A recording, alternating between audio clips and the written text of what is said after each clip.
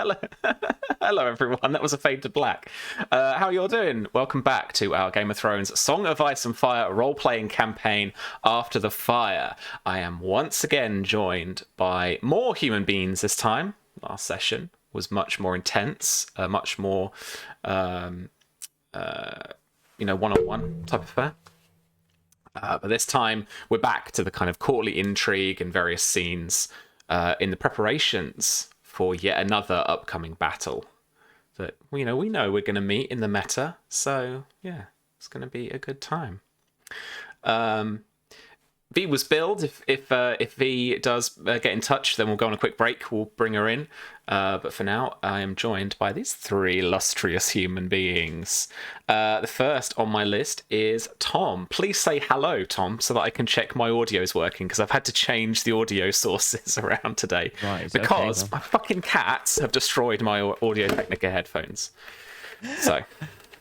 Hello. Is this okay? Is the Yes. audio levels all right? It looks green and yellow and red. Can the people at home hear Tom?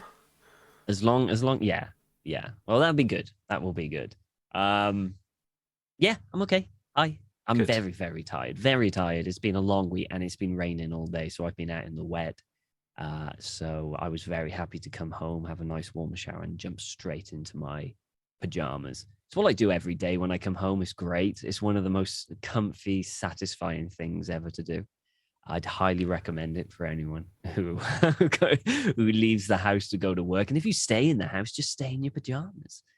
I mean, why would you ever change? Because, Tom, let me tell you, Okay, you don't get focused. I don't get focused if I'm still just in my gym jams. 100%. So that's kind of like relax mode, that is. If you're in your pajamas, if you're in your gym jams, that's full relax mode. That's like, no, I can understand that. It's like what they say, like they suggest you don't work like where you do like in your bedroom or anything, or rest, because that'll change the connotation of what that room is. So I can understand that.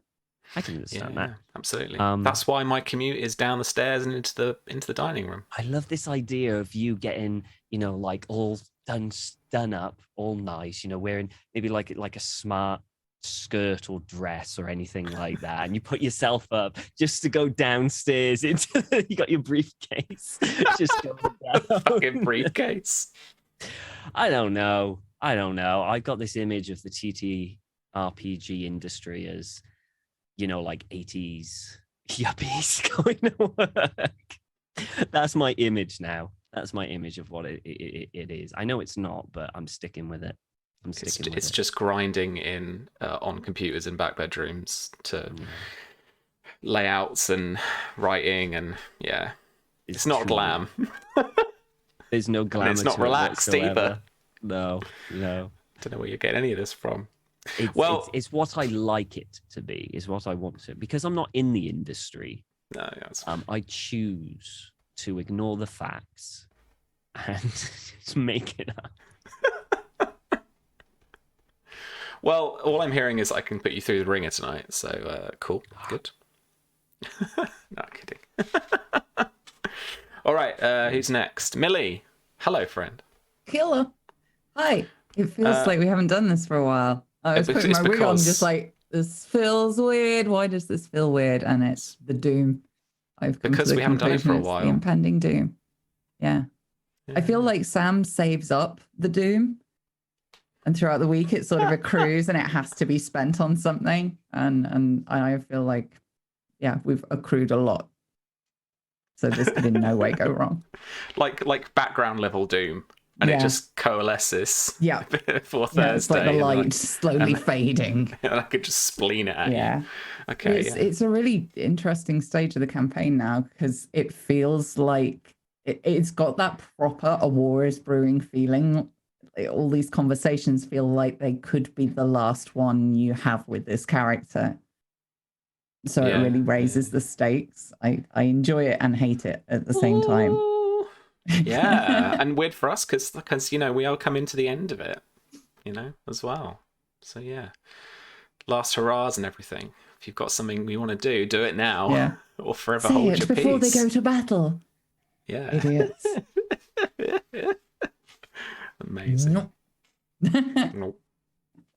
So I mean, apart from picking plants and killing animals in around Blackwater, have you been up to anything? No. But no. Yes. No. Cool. Yes, I have. Yeah. Glitch ended, so that was just a short run show. So I'm not cyberpunking anymore on Mondays. You've We're not got back to your drifting, yellow so eyeliner on. no more of the crazy eyeliner or the ridiculous lashes. I won't miss those. I do kind of miss the hair. But yeah, we're back on drifting on Mondays. This is how much I've overcommitted. I've got things that I now do Sunday, Monday, Tuesday, Wednesday, this, and Friday. I get Saturdays off for the foreseeable. What? Oops. Yeah, past me made mistakes. Okay. They're fun mistakes, but I'm going to need some sleep at some point. All I'm hearing is that you need something to do on Saturday. So I'm sure we Leave can me come up alone. with Stop another it. game. Because a see little that, part like, of my brain come on was like, Saturday. oh, that is a point. I might be bored. Like, no, you might be dead. Stop it. I saw the mouse timer in your mind when he said that. Go. You're like, no. Yep. Yep. But yeah, I get on Sunday. I'm starting my first ever D&D campaign, so people get to watch the narrator Cool. of Baldur's Gate 3 not know how to play D&D, which won't be embarrassing at all. And we're starting a Vampire the Masquerade campaign starting next Friday, so that's gonna be cool too. Cute. Well, good luck with those. Hope you enjoy them. Thanks. Yeah, that's one. And Dawn, hello, friend. Hello. Hi. So, you come for me and my clutch on a Saturday. Every other Saturday, I'm going to come for you and your lot on a Thursday. It's only fair. It's only fair. We know the game. I wanted to pitch in because we were talking about pajamas. I live in pajamas all the time, like all the time. That's Sure like you the do. only good thing about working from home and being freelance for me. That's dangerous life. That's fair. I know. But you see, that's not the image I have of you in my head, because at Gen Con, the two of you were always coming around looking very nice, like very professional. Yeah. I mean, giving me if coffee, I go out to the was bar, very nice. that's right. Yeah, I guess I put on real clothes if I go to the bar, or board shorts at least. Yes, that's it. They're missing a trick. They should make like onesies, zip up onesies that look like real clothes. When I used to bartend at a cocktail bar, this attire was like, black shirt, white tie, black dress pants. I can't find them now, but I found online a pair of pajama pants that looked like black dress pants. They were the most comfortable things ever. They had a stretchy waistband, but they somehow hit it. It cost me like $45. Best pair of pants I ever bought. Nobody ever knew. I wore pajamas to that bar every night. Phenomenal. That's gold. Those are goals. That's it. Yeah.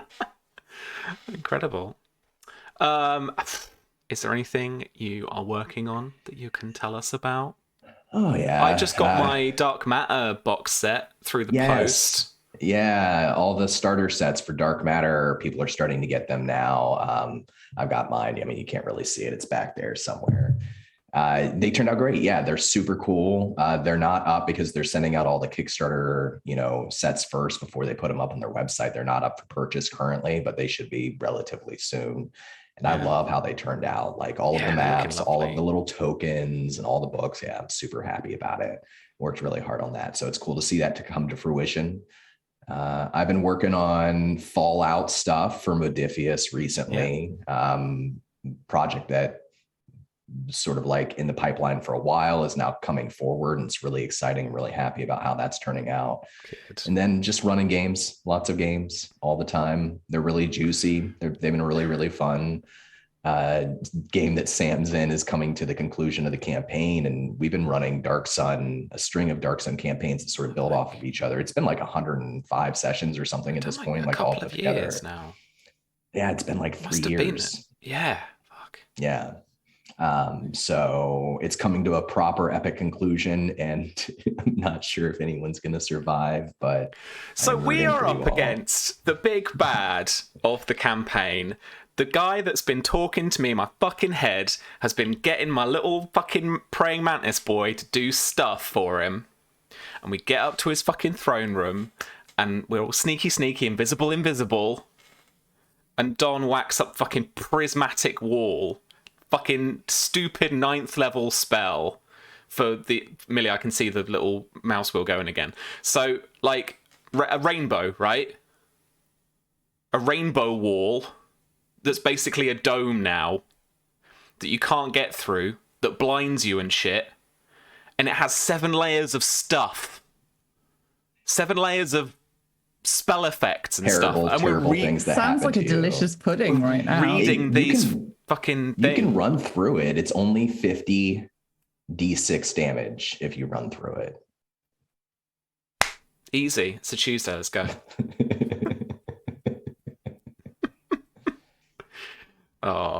Yeah, I don't know what I'm... Well, I do know what I'm going to try and do, at least, which is just hide up in the corner, and then once I get a shot, it's just Assassin's Creed, that motherfucker. It's easy. Just dispel magic. Easy peasy. It doesn't work. It works on, like, 1 layer, and that's it. What? Yeah. You need have to find to do 6 friends. 7 dispel magic. I've got a few friends down there that I'm quite happy to just, let them mess Let up them, let them while die I'm like... while you hide. Yeah, while I'm like, wait, is that like the little... What I'm thinking of, like the little chameleon guy in the corner. Just up there in the corner, Like ready. hieroglyphics for a second there. Yeah. No, what am I thinking? I don't know. Chameleoned in the corner and then just pounce. That's my plan anyway. We'll all die, it'll be, and Mathis will be ruined, and then it'll be fine. But either way, it'll be awesome, and either way, I'm happy with the outcome of the campaign. So yeah, quite a few little campaigns coming into an end, really, kind of around this time, I think, and some starting as well with Millie, so that's really cool. Yeah, lots of little winds of change. All right, well, we should probably start then. So this is going to be our 12th episode of season 6, our final season. This episode, is namesake is House Balls, House Words, Pride in Our Blood. Let me get the music up.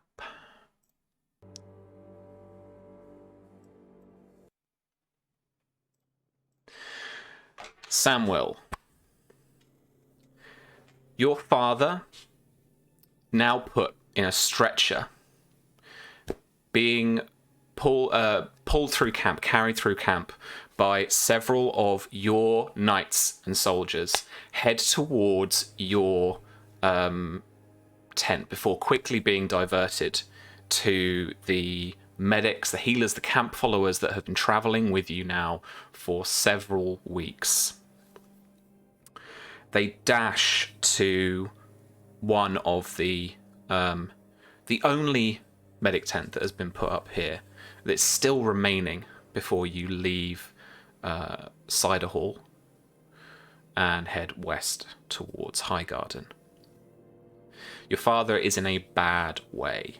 He is slipping in and out of consciousness. He's barely speaking. He's managing to stutter through a few words, but you can't quite make out what he's trying to say. And even though he opens his eyes just slightly from time to time, his gaze rolls around the crowd that are bringing him through the camp. They bring him to one of the surgeon tables, and cold poultices are brought, and compresses are pressed upon his brow, on his face, some tucked under a very ragged looking shirt that was once noble and probably courtly in nature. He is hot to the touch, even his wrists, his hands. He's boiling up. And finally, as he is set down upon this table, his eyes fix on you and Mara for just a second before rolling again into the back of his head. What's your instruction to your camp followers? I think Samwell has still suited in his armor, still having just come back from the meeting with House Fossaway. There's a sort of always rattling, always shaking as he's pacing back and forth, waiting for them to get him situated on the table, make him comfortable. I guess the first thing he would do once he's down is step outside the tent and inform the guards to watch, not let anyone else in, and disperse any of the crowd. So he'd have a couple of his nights basically trying to keep people away, create space from his father and everyone else. And then he'd go in to whoever was tending to his father, and not really able to look down at Glendon, he'd say,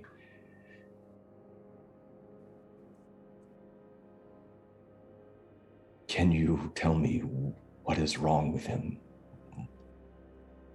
What's ailing him?"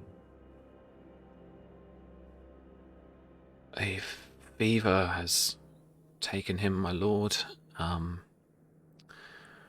It looks as if his sickness has spread. The journey cannot have been good for him. Perhaps the young squire has news of what transpired, but this is going to take some kind of a miracle. Do you have the supplies that you need to treat him? I've had some of the camp followers bring us the trunks that were just being loaded up onto the wagon. They shouldn't be long. He grabs the healer's shoulder and gives it a squeeze with his gauntlet. Not a hard squeeze, not a painful squeeze, a meaningful gesture. And he says, "Very well, here's what I want you to do. Go find Gregor, get all the information you can about his state before he left the keep, what transpired during their journey here, anything that might help you diagnose and treat him. I'm going to speak with him, and when you return, do everything you can. Everything you can. And if there's nothing else you can do, please just make sure that he's not in pain, that he is presented with dignity that befits his station. Can you do that?"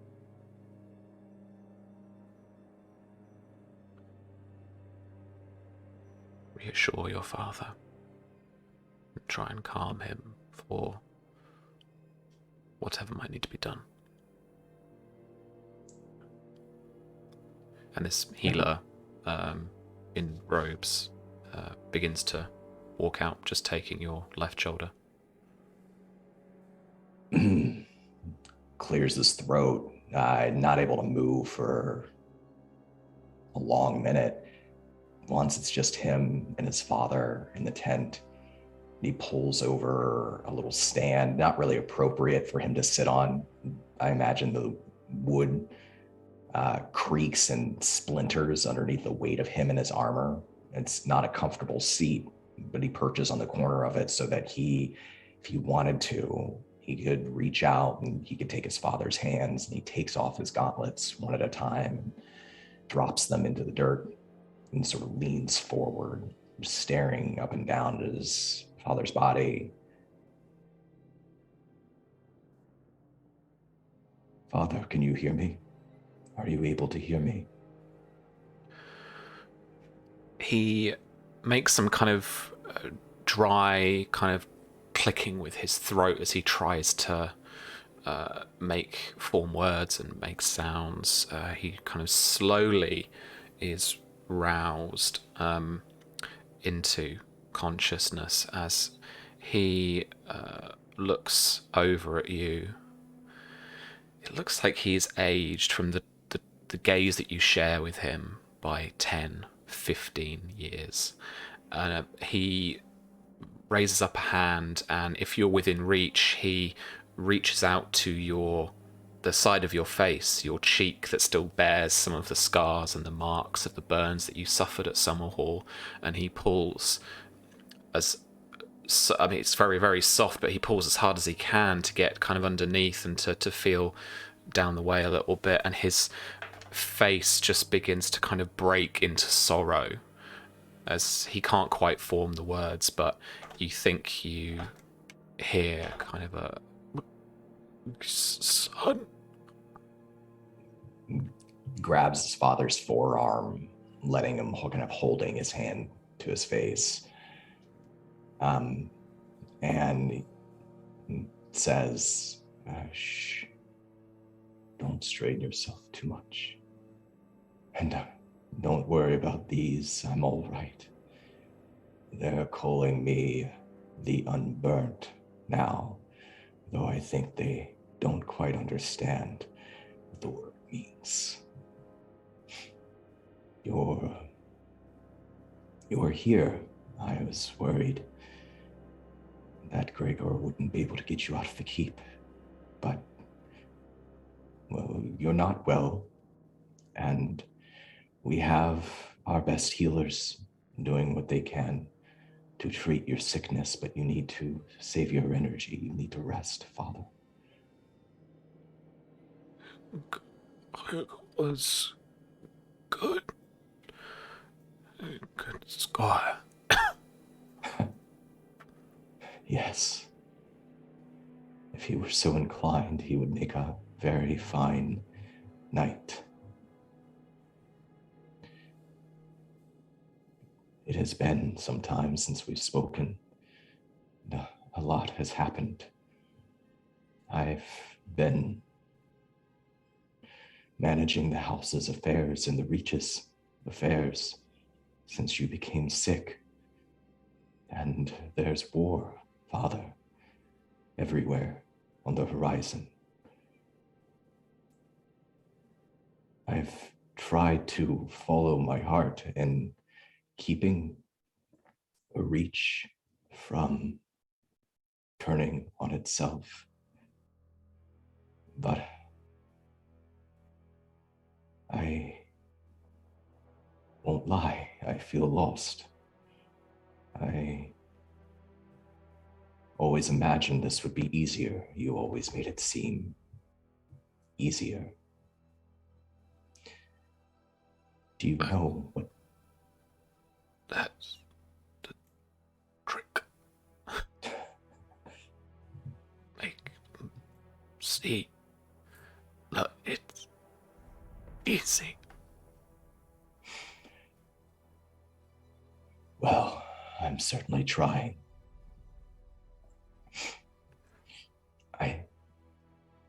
I need your help. Do you understand what has happened? Do you know what I've done? News was boss. No, and he just kind of shakes his head. He squeezes his father's arm as to say, don't strain too hard. He says, looking into his eyes, I broke guest right in our home on my wedding day. I captured the lords of the Reach that were opposed to Blackfyre. Blackfyre has come again. I tried to win them over, to make them see that siding with the Targaryens would only end in bloodshed throughout the nation. But I failed. And so now, House Tyrell, many of the others, Faye, are my prisoners. We have rallied as much of the Reach as we can to our side. But I fear that I have stained our house's honor. in a way that I'm not sure it can recover from. I came to you that night before it happened, but you were sick. You were unable to guide me. And now we stand on the precipice.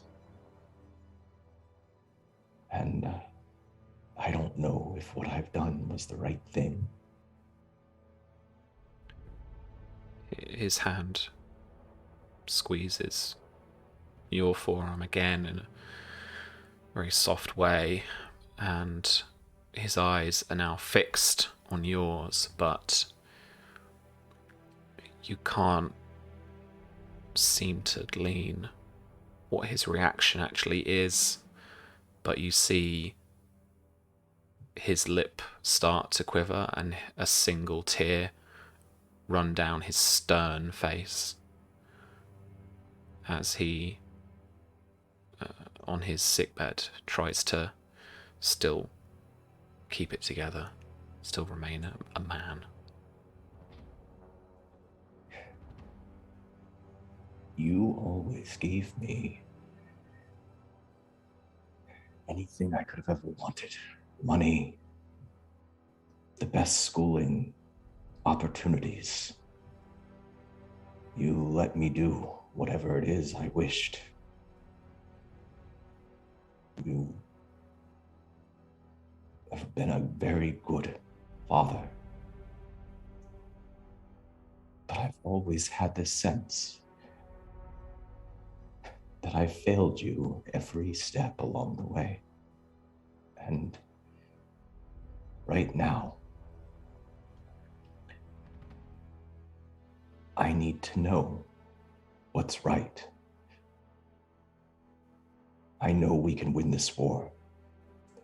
I know I can defeat the Targaryens in the field and capture the Reach and rally our forces and push north. I know it. But to do so,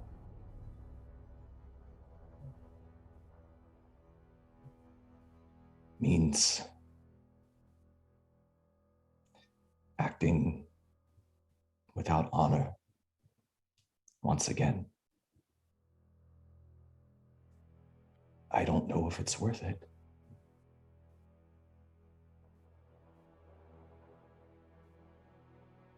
So concerned with how this war winning. You've never been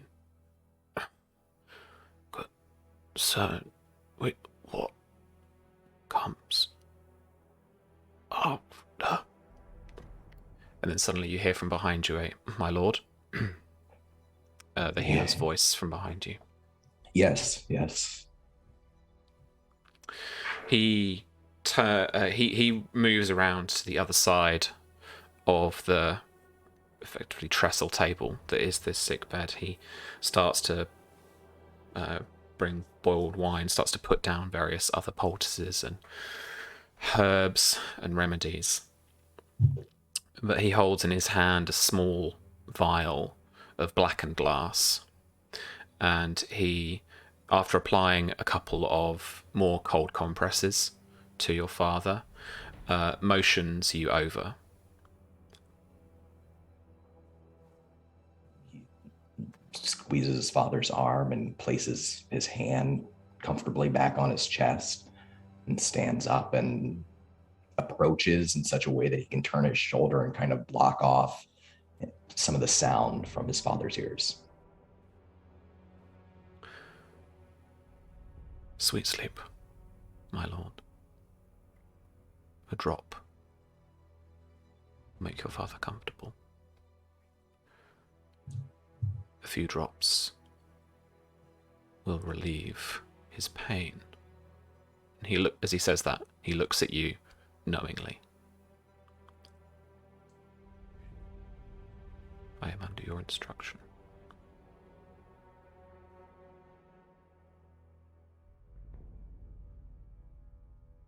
Your opinion as a healer. What will I happen to him next?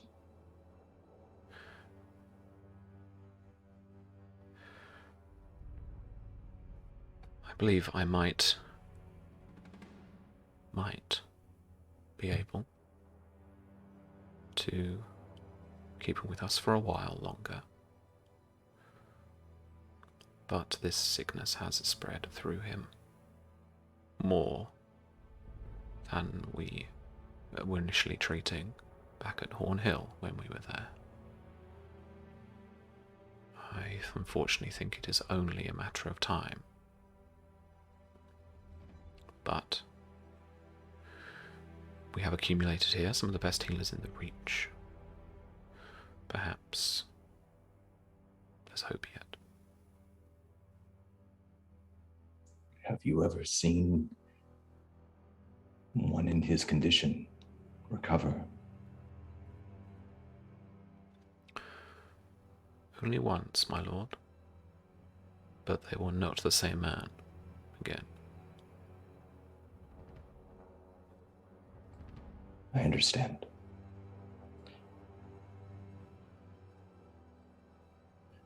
Leave this with me, and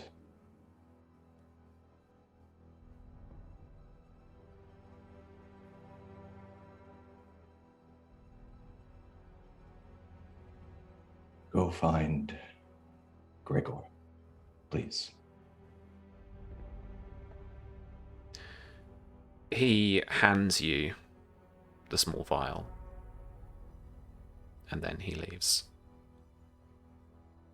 Takes it and holds it in his hand. He doesn't take the cork off the vial and goes back to sit down next to his father. He reaches out and takes his hand. And he says,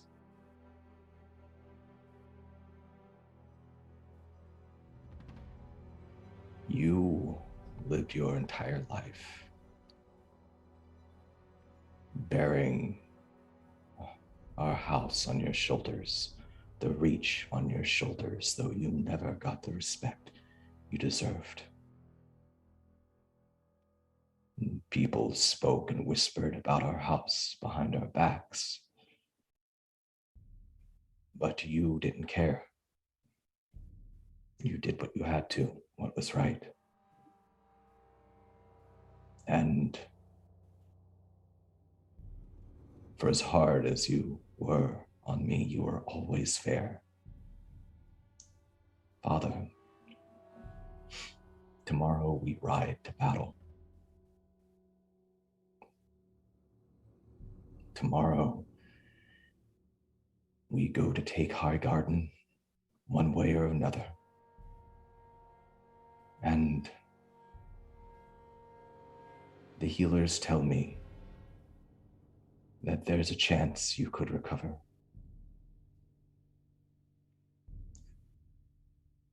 But that you might never be the man you were before.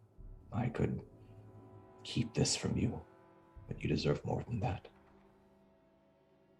You are one of the greatest knights of a generation of legends.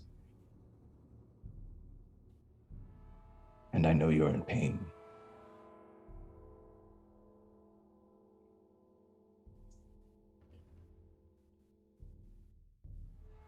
What is it you want? You've kind of lost his attention a little bit during this, no fault of your own, and his eyes are kind of rolling back in his head a little bit, and you just kind of hear, "So tired," a few times. He squeezes his hand and leans forward, and he says, "Do you remember the first time you took me on a hunting trip?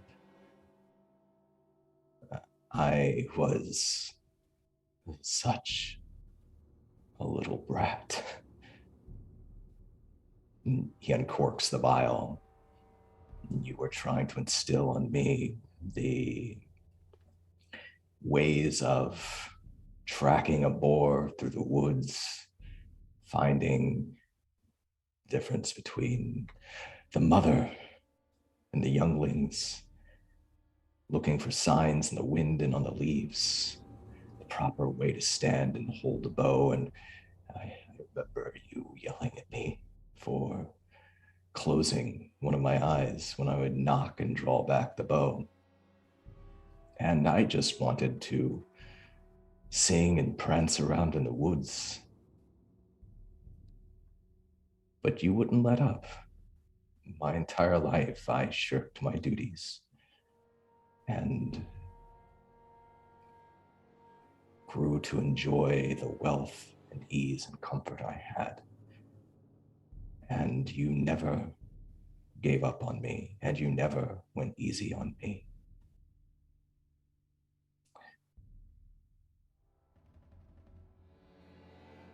Thank you for that.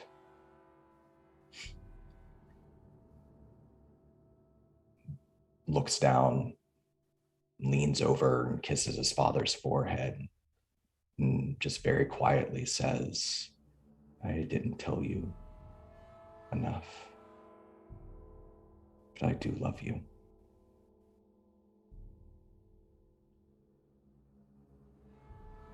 And even though he seems to either be unconscious or semi-conscious, another tear quickly just drips down his temple as his head is on his side a little.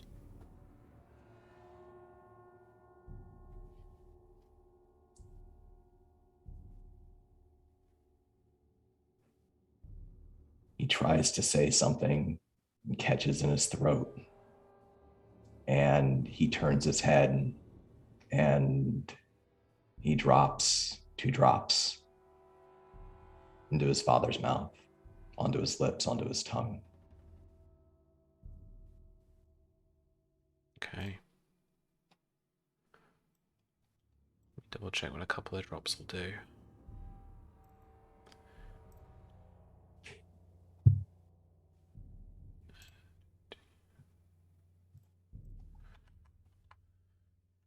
Sweet sleep.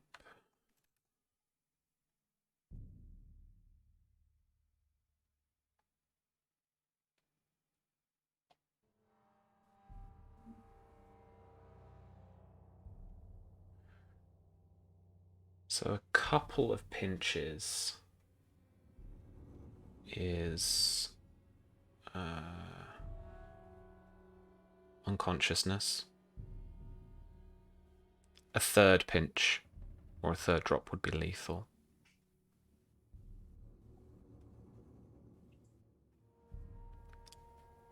He stares out towards the tent flaps. You can see the knights standing out there on guard, the flaps rustling around in the wind. And he says, without looking down, we're going to take it all. And he drops the third drop, corks the vial, sets it aside, stands up, grabs his gauntlets, and marches out of the tent without looking back. Okay. We are going to take a very quick break here, chums, as we get V into the show. Give us 1 minute. We will be back just on a little starting soon screen. See you in a sec.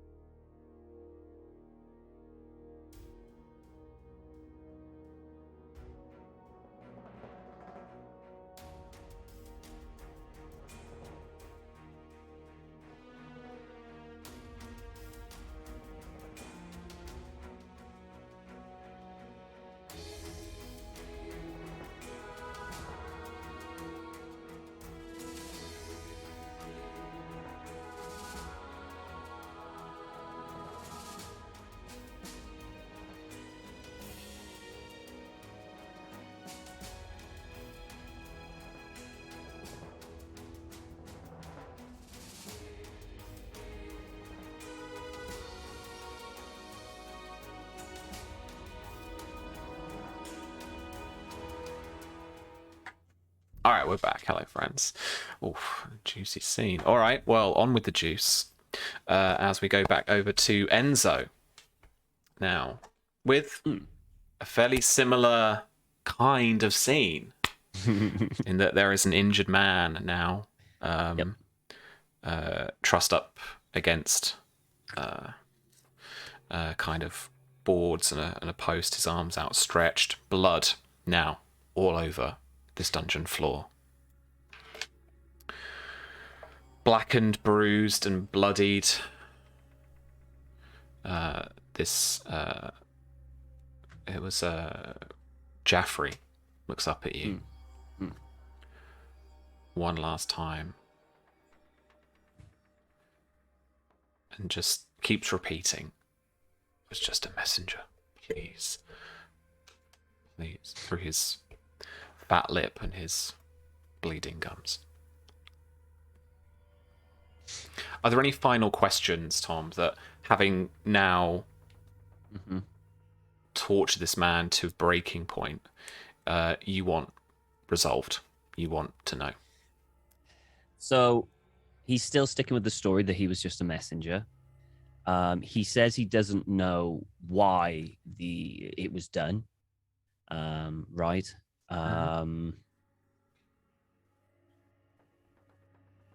Did he say why Costain was chosen?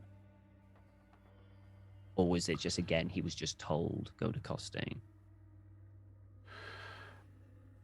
He says that Lady Elenia could trust Costain. That they'd been good friends, and you tease this out of him, that he even thinks that they had an affair or something years ago. Interesting. But they seemed like, as you try harder and harder to get answers out of him, that he, presses upon you that, they had this relationship going on, and but he was just a messenger and he didn't really know otherwise. Okay. And Enzo's kind of like, pop one of the tools in like a kind of little small basin of water that is being kind of darkened with blood, and he's going to take a little kind of cloth, and he just starts kind of wiping his hands.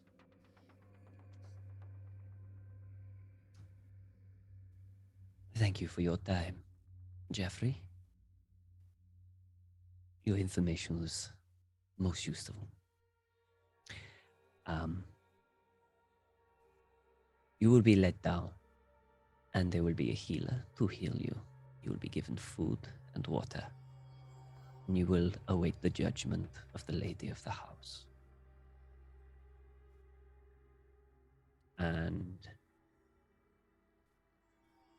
Enzo kind of just heads to the door, opens it, and kind of just shuts it behind him, and just tells the guards to kind of let him down, get a healer, get him healed up. And he has to survive. That no one else come down here, but he has to survive for Faye to come back and give judgment on him. You can hear echoing in that chamber through the door behind you. The loud crying of a broken man. I would change the guards every so often. It's not easy to see. And on a table outside as well, you'll see like Enzo probably laid his things, his coat and stuff, his normal thing, because he wouldn't go in and risk getting blood over his jacket or anything like that. And he'll kind of pick it up. And as he picks it up, his hand kind of like starts to tremble, and he reaches for a bottle of cider, and he'll kind of just down it. And he'll go, "If anyone needs me, I'll be in my room." And I'm going to head off. Okay. To my room to get drunk. Okay. At least for a bit. Sure. Yeah. And after a while, there is a knock at your door, and staggering towards it. Assume you could either shout to invite them in or open it or not respond. I'll at just all. tell them to Be come like- in because I'm Yeah. probably like on the bed, just kind of, And the whole either room nursing a stinks of hangover or cider. still semi-drunk. Oh no, you're kind of on the come down. You're still pissed, but you can. Yeah. That hangover is just hovering around, ready to emerge. And there's just a servant there, and she says, "This came for you, sir." And Kind of just extends his hand, just barely.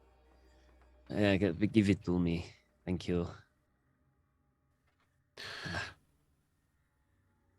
and she passes you what looks like to be a letter, a little note that's been wrapped. Looks like it's been wrapped. Would be around a raven's foot. I unwrap it and have a read. So they are essentially instructions on the paper. One of the only things really that is on there is, let me just double check this. It says Oakenshield Bay. And it's signed Bianca. And there is a little gem has been drawn next to her name. She has outstanding timing. Is the servant still there? Yeah. And she's just staring at you with a little bit of bewilderment. Could you how far is what is Oaken this bay? How far is it? Oh, it's at least a good week cross country. It's down towards Old Oak. It's the Shield Islands to the west. Mm-hmm. In that case, could you go to the stables and prepare a horse for me and my friends, if you would be so kind? Of course. Thank you. I just give her a silver. There you go. Thank you. She gives you a little bob as a curtsy, and then she leaves quickly. And he kind of like gets up, and he looks at the room, and there's just stuff all over the place. Yeah. And he's coming through, cider, cider things will be just going around, and he kind of like he sees himself in a mirror, and he's kind of like what shirt he's got on is quite loose, and he stops for a moment and he looks at himself, and he can see like a very vicious scar that kind of goes from there all the way down, and he shudders a little bit and then picks it over again. Right, where are my boots? And he's gonna essentially get ready. And he wants to see the Magister just before he goes as well. So he's gonna get everyone ready. He's gonna and he'll see the Magister. And Yeah. Is this literally as you're about to leave? So everyone's kind of around you, or yeah. Okay. Yeah, I'd say. Back out in the courtyard, under the Golden Grove tree. Just wincing at the sun. Yeah, wincing at the late afternoon sun. Yeah. Sure. Yeah, and your, entourage is around you, prepping horses. And then Magistrate Benedar walks out into the courtyard. And stops in front of you and gives you a bow. Thank you, Magistrate. You're doing a fantastic job here. What happened in the dungeon obviously stays between Well, you just don't tell many people about it. If anyone comes looking for him, deny he even exists. Unless your lady comes. He is to await her judgment. I am also missing a colleague of mine, Ren. She might make her way up here. Maybe. Could you possibly tell her to head to the bay too? I will wait there for as long as I can, but other than that, tell her if she hasn't come within a few days, then just tell her to stay put and enjoy herself. Very well, sir. Mm. And he's standing like maybe an arm's more length away from you than normal. Yeah. With any luck, I might return with Lady Faye very soon.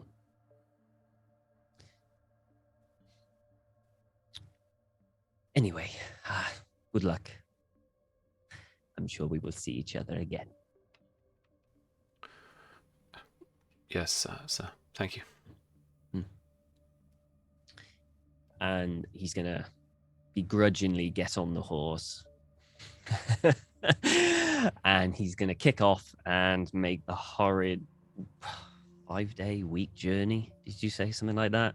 Cross country. Yeah. Oh, actually, can I also ask for a guide to take us there, like a Golden Grove, someone who knows the land a lot better than we do? Is that possible? Yeah, you could. Hang on a second. Just so that we don't get lost. Yeah. Guide isn't. Yeah. It costs you some more moolah. Let's have a little look. That's okay. Mm-hmm. I got some moolah.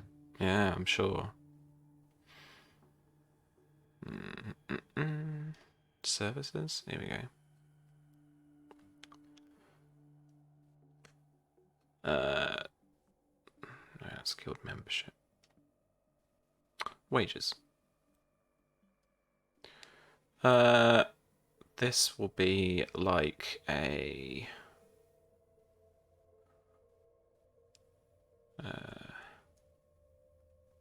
craft, I suppose. 9 coppers a day. So whatever. I'll just give a silver for the week. I said silver for the week. Yeah, just the silver for the week. You Round can keep it up. the change. Yeah, forget it. You know. Yeah, I don't cool. have it. You know, Enzo isn't one to be stingy. And we're not ones to be left, rivet right, counting, center. so cannot be bothered. No, that's fair. Yeah. And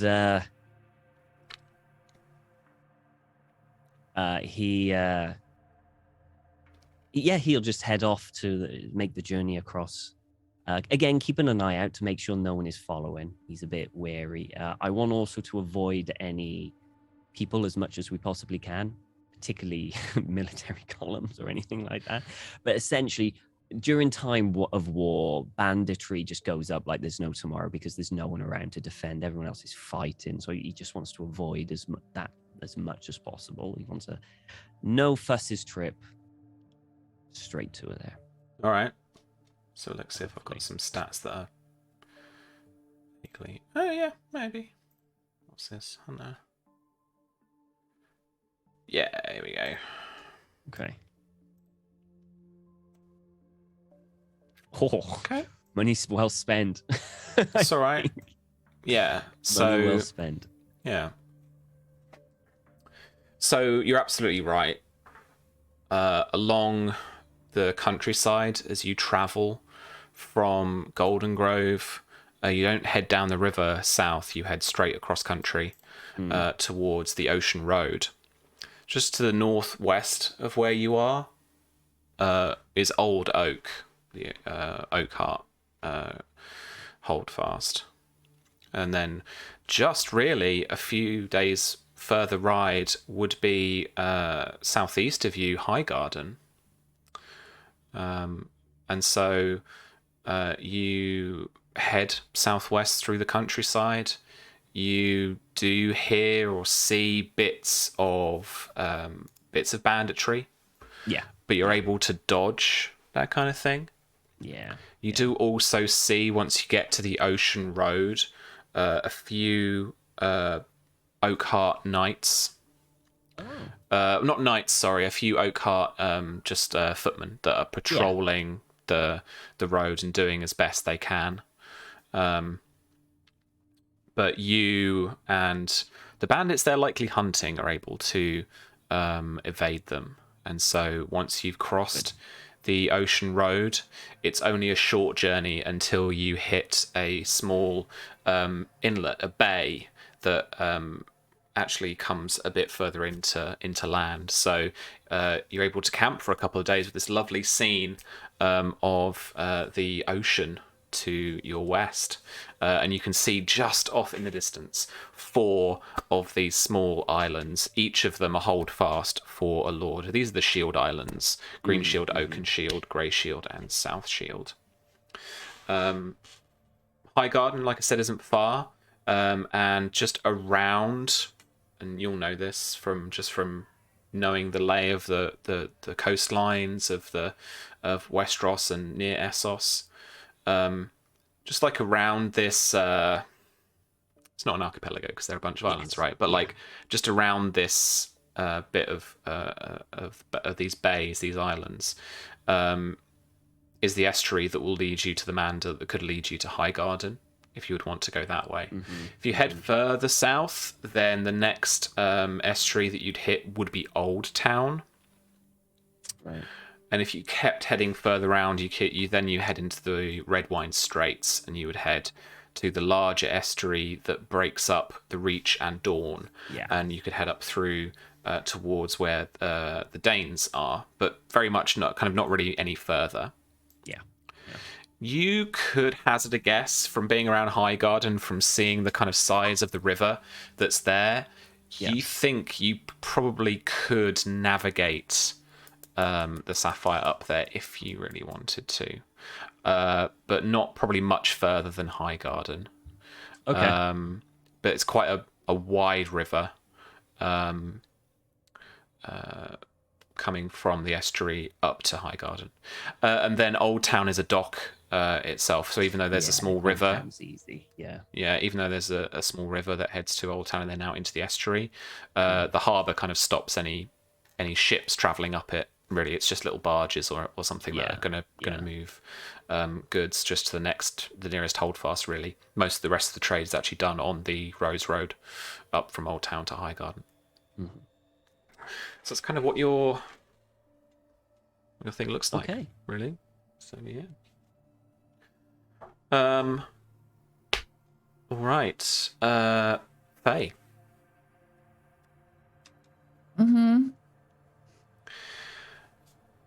Now that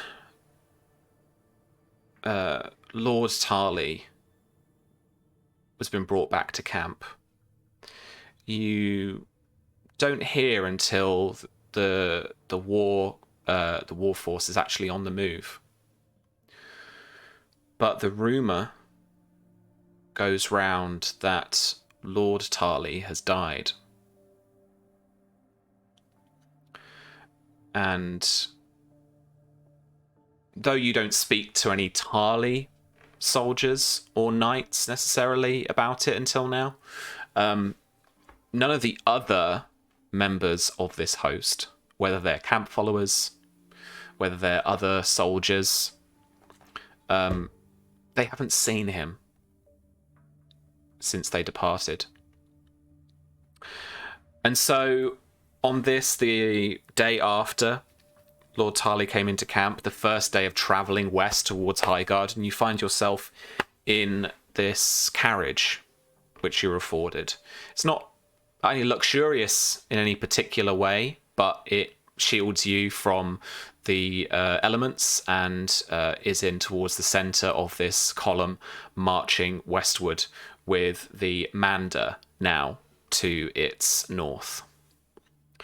And so running along the banks of the Manda, you hear a hold for just a second. The carriage comes to a stop before the door opens, and young Lord Harris steps inside. and he says, "My lady, may I join you?" Of course, my lord. It's yours, isn't it? It would be improper for me to just walk straight in. Oh, do get in. He closes the door behind him, and then you hear the crack of a whip and a walk on. The horses begin to draw the carriage along the column once more, and you assume his horse is taken by a squire and walked alongside it. And he sits and he kind of looks around the carriage a little bit, and there are these kind of, ornate wooden carvings that let some of the light in, and a silk screen can be pulled in front of it if needed. But that dappling of light is the only thing really giving you any light into the carriage. And so as his eyes adjust and he kind of looks around, he kind of awkwardly kind of laughs and says, "I'm sorry, we had quite a strict tutor back at Summerhall. She always said to leave room for the 7, so I kind of stayed with me." Sorry, are we not leaving enough? How much room do you need? Well, if her cane was anything to go by, and he kind of motions with his hands between the two of you. I've spent a long time in camp with a large number of men, most of whom have no idea about social deportment, so I think we should be fine. Good. I mean, as long as you're fine. Yes? If people were going to talk, they would have done it by now. And he pauses, rather kind of awkwardly. And I'd like you to roll intrigue initiative, please. Oh. Status breeding. What you doing there, Sam? Oh, you'll see. What you doing there, Harris? More like. Okay, so I get +2 to whatever this is. It's 17. Oh. All right. Your carriage. Yeah. He, and there's probably an awkward pause, quite a long, awkward pause, before he says, "My lady, I've been wanting to speak to you for a little while now." Oh? I'm sure you are very aware of our positions politically. I have come into the Reach, managed to assemble somewhat of a host. I've been invited by Lord Sir Samwell's into this host, which I now lead. You, by all accounts, have done an incredible work honouring your father and your good house. But you seem... it seems as if your marriage situation is rather complicated. Not really. It's really very, very simple. More simple than most. Well, if that's the case, my lady, I would put to you that we should join our houses.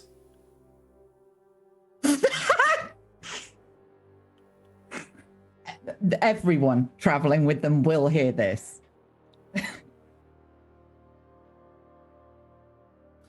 Not quite Sorry. the reaction I was expecting. No, probably not. You do realize I have functioning eyes, yes? He kind of looks down at himself and is like... Not that you're displeased. God. You're extremely attractive, but that's not the point. What is the point? I see where your heart lies, even if you do not.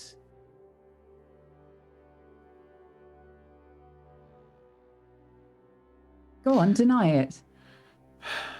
This is a political matter, my lady. It's I've taken a lot of stupid- thought over it.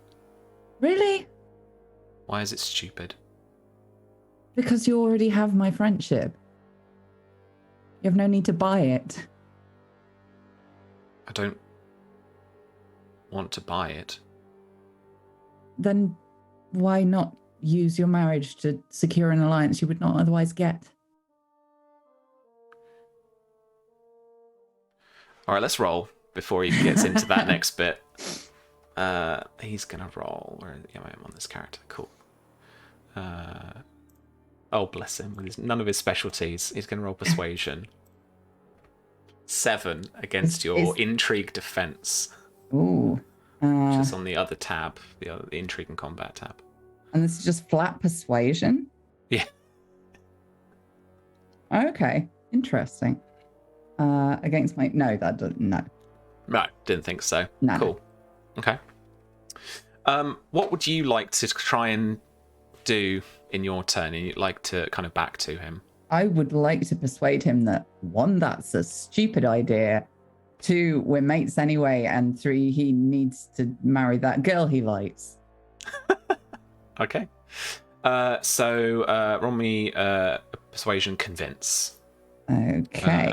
And do check your benefits if you get Yep. other things. Okay, so this ignores 1 DR of his disposition. Okay. And this gets a +2.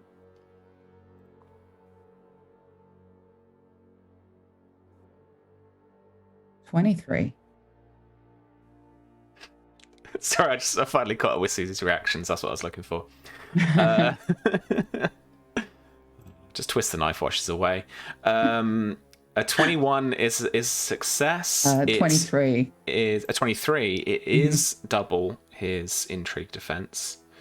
So that is going to be 3 degrees of success 15. with so 15 damage with a 6. And a lone 6 as a crit gives us sharp tongue. Ignore 2 of your opponent's DR. Okay. I'm going to take a point of frustration. You said 15, right? Yeah. How much do I get off of that?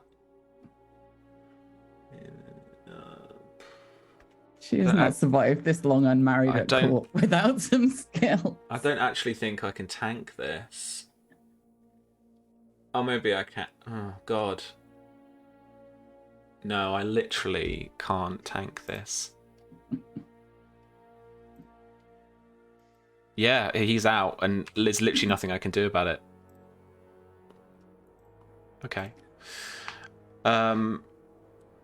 All right. Well, you've managed to convince him, but I think we need a little bit more to play out. But so you want to? What is your objective? And then let's play that out to its actual conclusion. The objective is to convince him that he's a powerful person who can decide who he wants to marry, and he obviously likes that girl. Not me. Okay. Well, hang on a minute, because you know what I am like. Okay. Is that exactly what your objective is? To convince him that he can choose who he wants to marry? No. Okay, what is your objective? Convince him to propose to Miria. Okay, right. Now we're talking. Cool. Okay. So he would retort to your last statement that you are an incredibly capable diplomat, as it's demonstrated here, and he kind of gets all kind of jumbled up. So have me on your council, not in your bed. It's a strong alliance. The North marches and strong alliance. Why do you prove yourself to be a leader, and I will follow you? Then who should I marry? I'm not sure. Maybe the girl you've been making eyes at since you both arrived at camp. The one who left? And he he huffs, and you can see his cheeks beginning to burn slightly, even though either he's playing at being huffy, or he's trying to disguise that, or he's genuinely just quite frustrated. I'm sorry, did you not enjoy the dress that I lent her? Was your dancing not pleasant? Did you vanish off to a room alone together at the end of the evening and do things that displeased you? And Asa genuinely starts just kind of just laughing again, almost as loud as you did initially. I see what's going on. I have not survived this long at court unwed for no reason. Please do not take this personally. Not the first and not the last. A similar proposal that I have thrown away.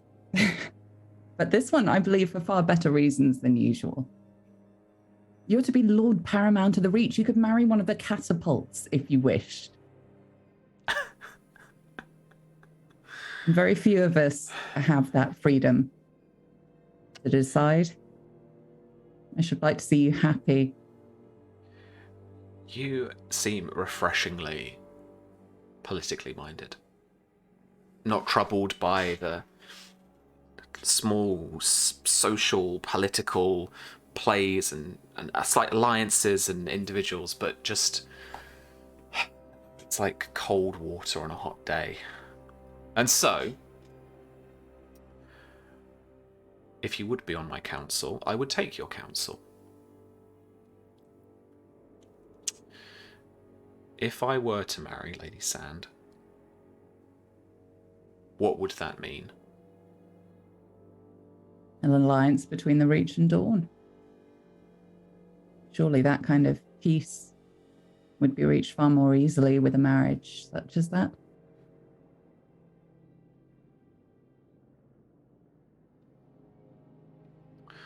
All right. There will be many who will seek to wedge you off for their own benefit. I would rather not see you used in such a way. And if I've learned anything over the past months from Samuel Tarley, it's that time is precious and is often wasted asking for permission rather than forgiveness. Seek your joy where you can. There's a war brewing. For God's sake, give the girl something pleasant to dream of.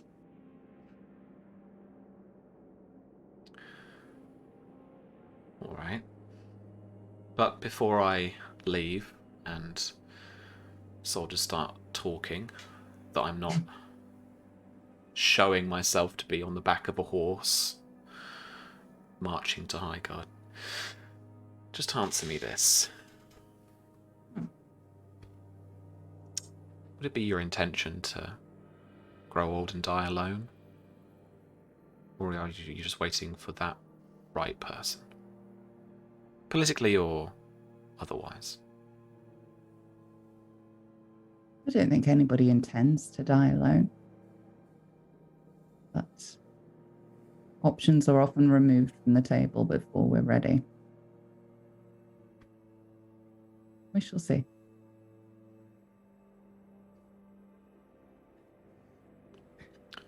Thank you for your counsel. And he knocks on the front of the carriage, just behind him on the back wall there. And the carriage comes to a stop, and he opens the door out. Would you like me to loudly kick you out? Would that do well for the fighting men, or would you rather retreat silently? I mean, unless it vaults me onto my horse in some kind of acrobatic fashion, I don't think they care. Yes, I doubt I have the sufficient strength, to be honest. But well done. It was almost convincing. Well, enjoy your comfort, and I will enjoy my saddle sores so that I'm seen. Feel free to come back anytime you need a rest. Thank you. And he closes the door behind him. Then you hear him get back on his horse and kick it into a trot.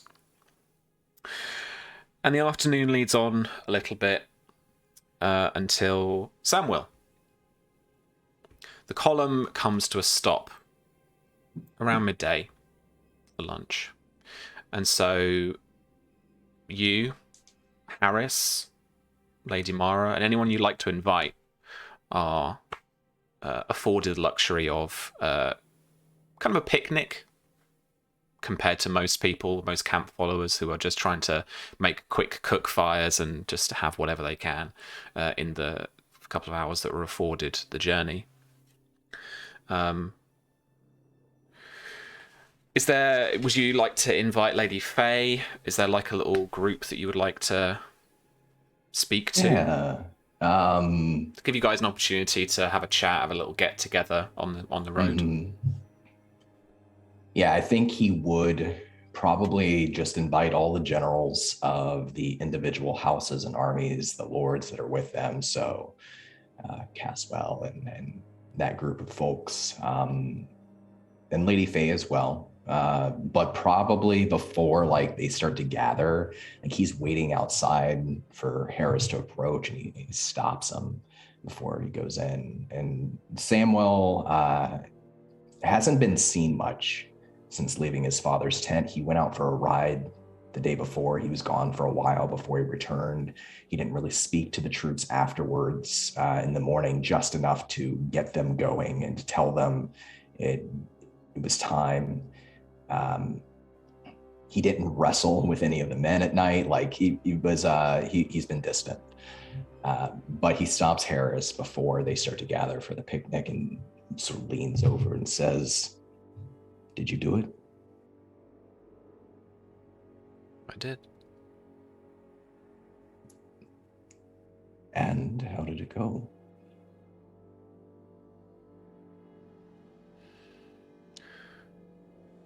I think she just told me what I needed to hear.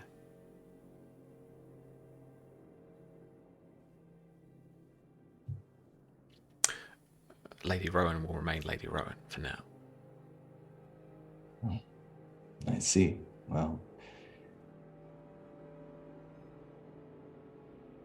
are you sure? I think I am. Good. I'm glad that's out of the way. In the battle to come, it's important that we tell your story. It's important that they see you as a leader. And it's important that if we can, we give Highgarden the chance to join us. Have you thought on this?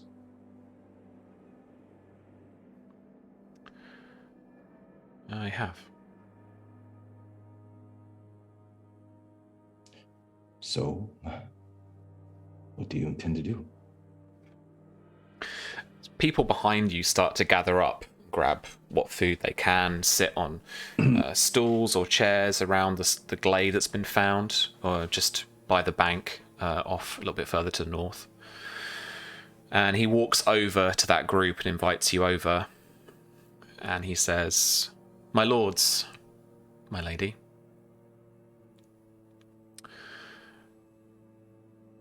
Sir Samuel, I am so sorry to hear of your father and his passing. It must be very difficult for you." He looks around kind of awkwardly, not having expected this, to the faces, the eyes on him. And he sort of steels himself and says, "He died an honorable man, and I'm grateful to my squire Gregor, his bravery, that he died a free man. May we all enjoy such an end."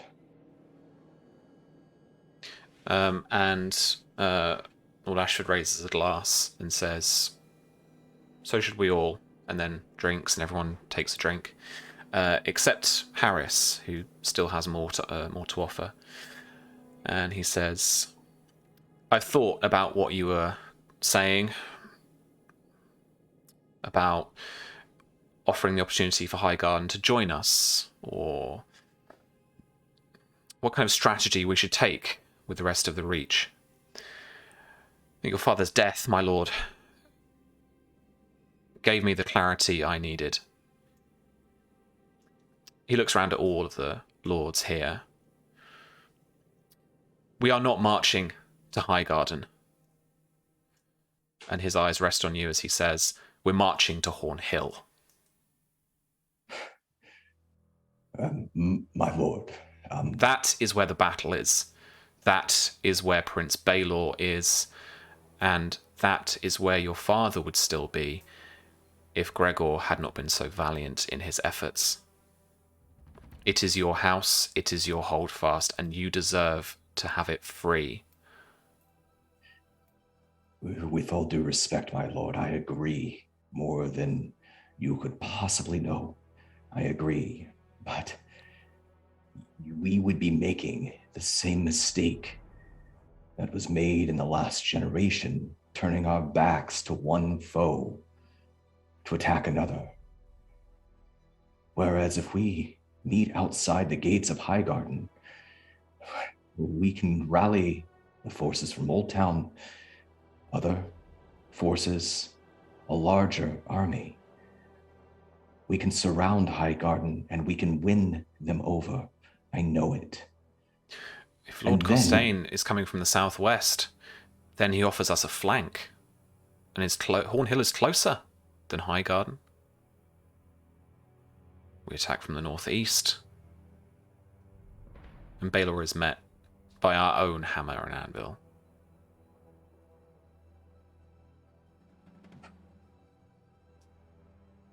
Lord Harris, have you ever fought in the hills and the woods of Horn Hill? No, but I'm sure you have. I have, and I can tell you that they are extremely defensible. It's not just the keep's walls, it's the steepness, it's the cliffs, it's the woods, it's the trees. There's a reason why Horn Hill has never been breached from the outside. We would be taking the low ground and exposing our backs to the Tyrell army. Whereas if we go to Highgarden, we can take Highgarden and maybe add the Tyrells to our forces. It's still one more chance at peace in the Reach, so that the people know that we are for the Reach, the entirety of the Reach, and we've done everything we can to unite it. And spend months camped on the banks of the Mander to, eventually try and breach the outer walls, try and cut our way through the hedge mazes? No, this opportunity affords us the death or the capture of the heir to the Iron Throne. If I can deliver that to His Grace, the Reach will fall in line just as quickly. The entire Reach. And you have done a valiant job assembling as much of it as you can. I see many grateful lords amongst us for that. But this is our time to strike. To regain your home. His eyes dart away from Harris, and he's looking to Caswell's face. He's looking to Faye's face. He's looking to his generals, to Mara. I mean, he's looking to see if there's anyone else who looks like they're going to speak out, or if he's alone here. You can probably see on Mara's face that she's waiting for the moment that she can say something. And if it all falls silent and she sees Samwell look at her, she'll kind of bring herself more into that circle. Forgive me if I'm speaking out of turn, my lord, but I have to agree with my husband. Going back to Horn Hill is a mistake. What did Baelor have to gain by taking it in the first place? We barely had any forces there. It's of no strategic importance, not really. He took it because he wanted an emotional response back, because he hoped that this host, or most of it, would ride back that way to come to its rescue, even though the conditions don't favor us showing up. Because he's too big of a target to want to give up when it looks like that we should have the upper hand. But we won't have it. They will be expecting that. They have been expecting that this entire time. Probably even more so, since Glendon Tarley's escape will have been noticed. Because now they think that we have nothing to lose except walls and men. I respect that you want to go after Baelor, that you want to take his army there on the field where they're sat right now. But we have to mobilize them. They don't. They're there. They're dug in. They'll be supplied. They'll have more than enough time to survey the landscape and figure out how to use it to their advantage as we approach. What they're not prepared for is us to show up at Highgarden. They know we're marching this way, but I bet you anything they are counting on us turning around. And if we do, we will play right into that.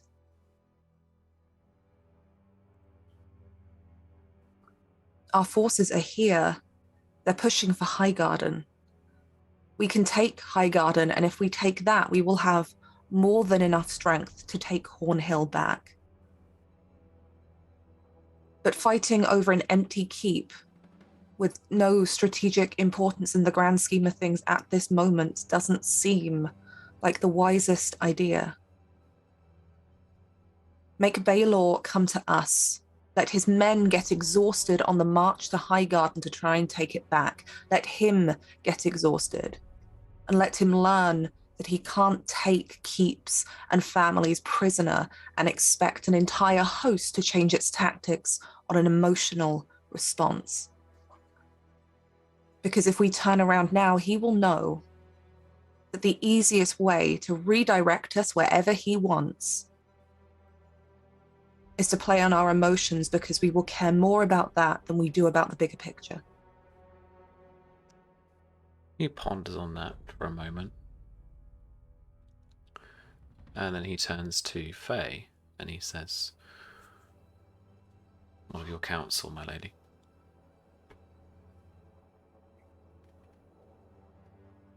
Much as I'm loath to agree, I must. I spent my summers since childhood growing up in Hornhill and the surrounding areas. It's a tough landscape. And if we attacked now with them dug in, they would be up a tree and we the bear beneath. No might in the world could beat it. But Highgarden may not be quite the fortress you believe it to be. I've spent many years there too. You certainly would not need to fight your way through a maze. Briar burns.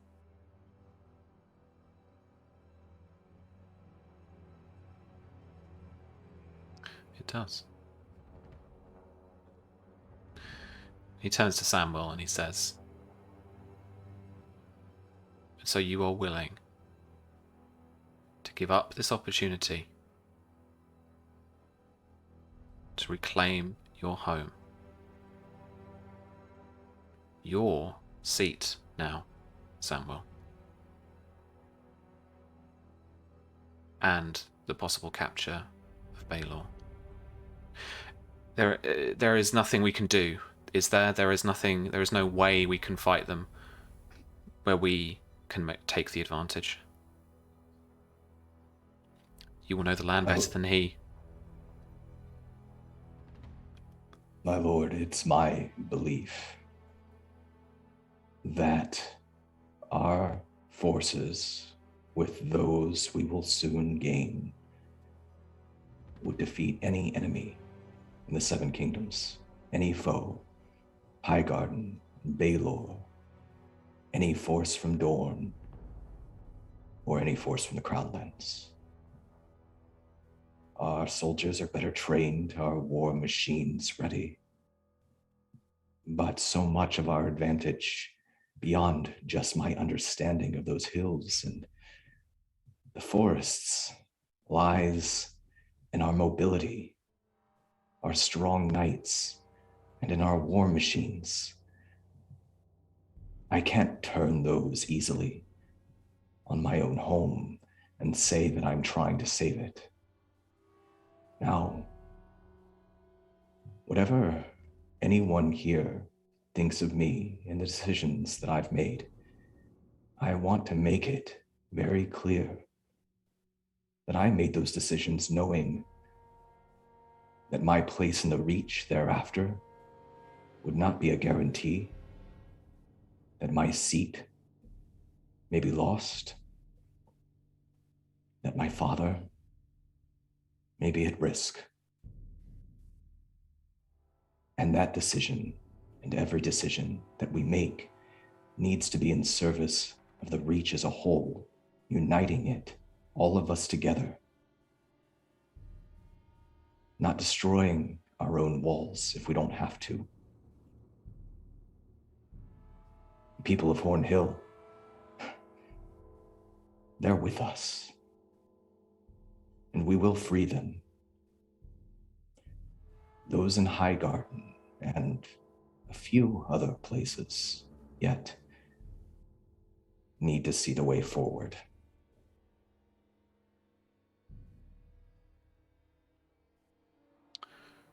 Lord Ashford pipes up from behind you and says,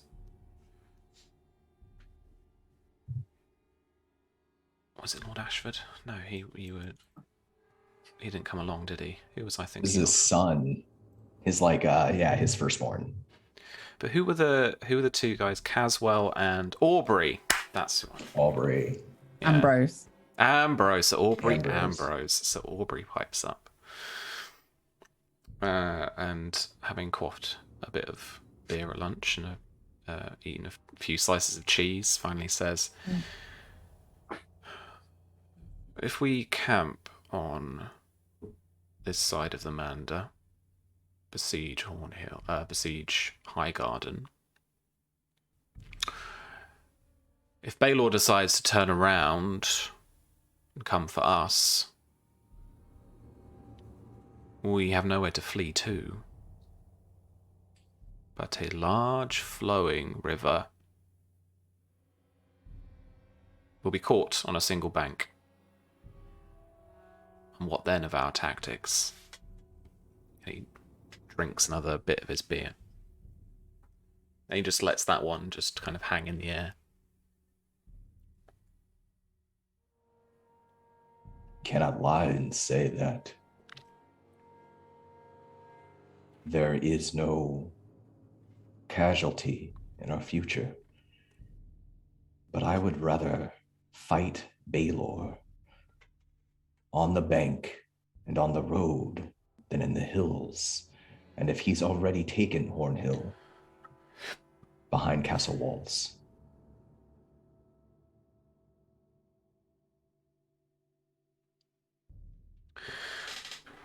Lord Caswell says, audible enough, but under his breath, "I should hope, well, that I am on a flank then."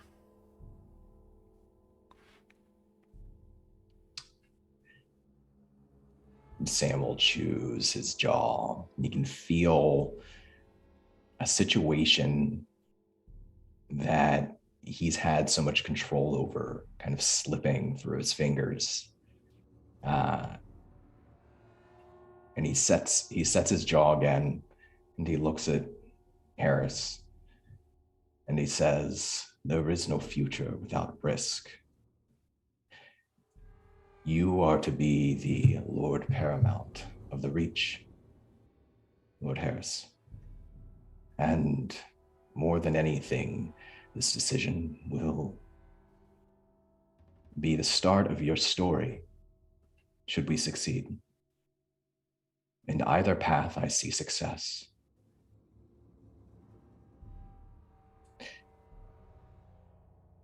But only in the path of claiming Highgarden and its forces do I see unity. I've spoken my piece.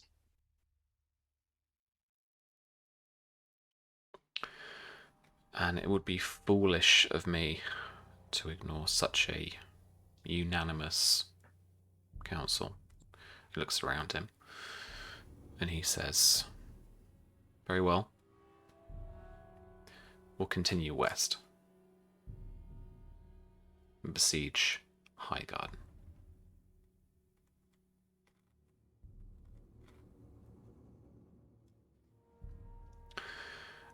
And lunch is a chilly affair with looks between the lords and ladies a little. Before Lord Harris is called away to speak to a sergeant or two, and the rest of the lords excuse themselves as the three of you are left with the scraps of your drinks and your camp food. I think Samuel's been pretty quiet since the end of the meeting, the end of the council. He's eating in sort of stony silence, not drinking pointedly. He's trying to hold true to his attempt to not drink before a big siege or battle. But he's got a 1,000-yard stare, and he's just very quiet. I think Mara's probably very quiet too. She probably doesn't make conversation with many people, maybe short conversation with Samuel. If there's kind of moments that other noise happens that can kind of cover that conversation so it's not, loud in the silence as people begin to leave. There's probably kind of under the table her hand on his knee or against his for a moment every time she catches him staring out into the middle distance, because she knows what's on his mind and what has been the last couple of days since Glendon Tarley passed. And she tries her best to not make like awkward eye contact with Faye. Like when you're sitting there with someone and you feel like you should say something, she just chooses not to, because that seems easier. Yeah, I think Faye would be... She's not eaten much the last few days. And she'd be sort of playing with this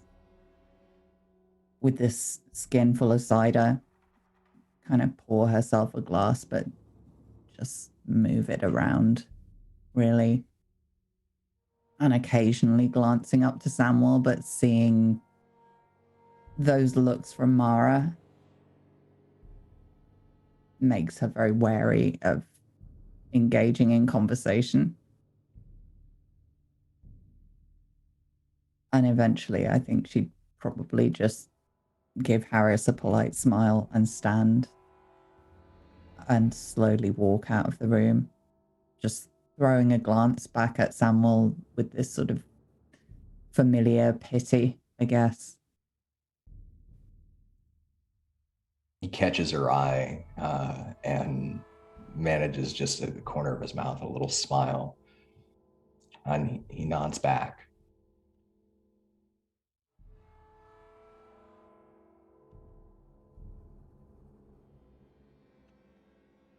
Okay.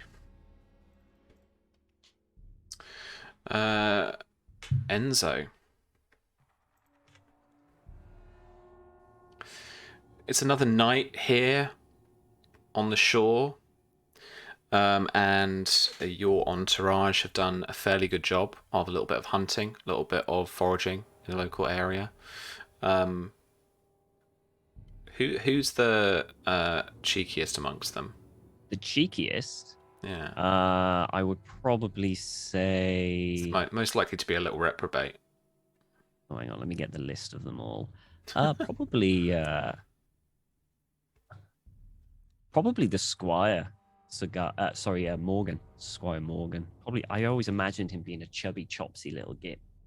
So, Chopsy. you know, yeah, he's probably, yeah.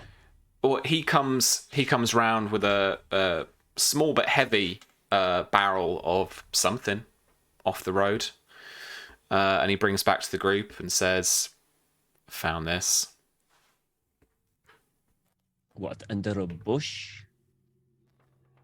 Yeah.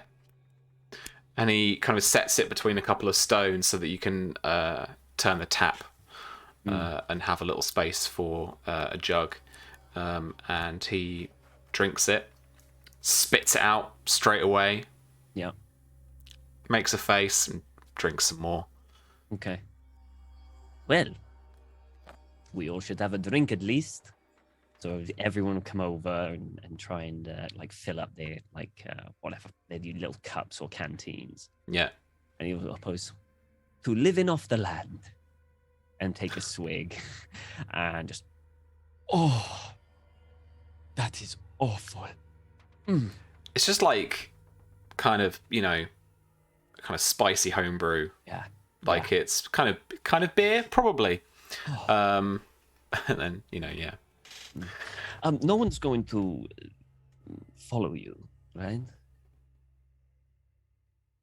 Am I going anywhere? No. I mean, get in the barrel. No one, there wasn't an audience, was there? No one's going to follow me. Okay, good. Just wanted to make sure. So, how are you all doing? There was a knight, right? Yes, so I'll go through who I've got. I've got Oscar, who is the archer, which was the scout of Greenmont. Yeah. I've got the knight, Sir Garth, who's kind of like middle-aged, balding. And I've got currently with me Marley, which is like the grumpy, gruzzle, heavy infantryman, Ren isn't here at the moment. Yeah. So Sagarth's eyes widen, and then he leans over to you and he kind of taps your shoulder a few times, shakes you a little bit as you're asking that question, looking around, and he points out into the bay. And in the darkness of the evening, you see, you don't see the Sapphire, but you see another slightly smaller ship, darker in color. Its hull lower down in the water, with a kind of long, thin at each end, and a couple of black sails that are sweeping it into the bay and cutting up onto the shoreline. And they start to head, roughly speaking, in your direction. Okay, I'm gonna give him a kick. Eyes up. Could be trouble. And because it's night at the moment, right? It's just, It's I would dark. say it's turning dark now into the Okay. evening. Yeah. And so we'll get weapons ready, and I'll kind of like stand waiting for them to approach. Hand resting. Yeah, your armored footman kicks dust and mud onto the campfire, and it slowly smokes out darkness, and you guys are reduced to that like kind of moonlit night. And they all stand ready as this boat begins to approach the shoreline, and a couple of rather large boys jump out of the front of it, the fore of it. Make me a knowledge, either knowledge education, Yep. or cunning memory. I'll do knowledge education.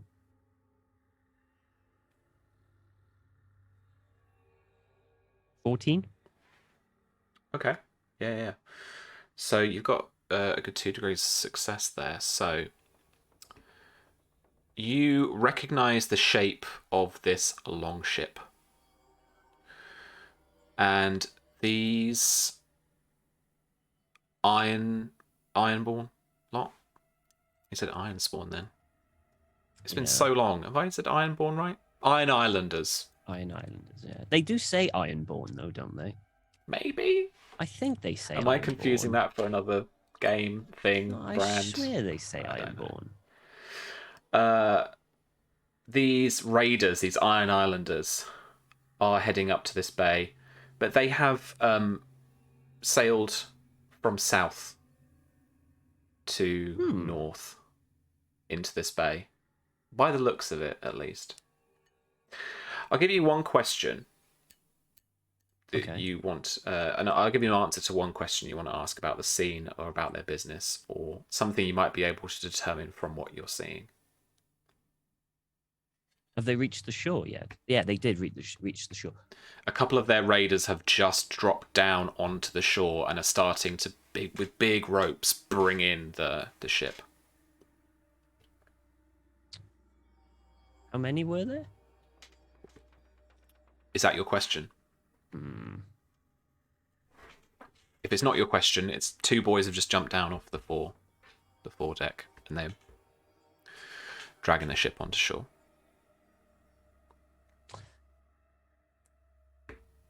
What? Yeah, how many are there? That's my question. In a longship of this size, there's probably just a dozen. Okay. In that case, probably going to tell us to stay low, try to avoid contact with them, stay hidden as best we can. Yeah. And what Iron Islanders are doing this far south, and travelling north particularly, is very questionable. Yeah. I mean, I was thinking about asking that, to kind of guess, but safety first. Okay.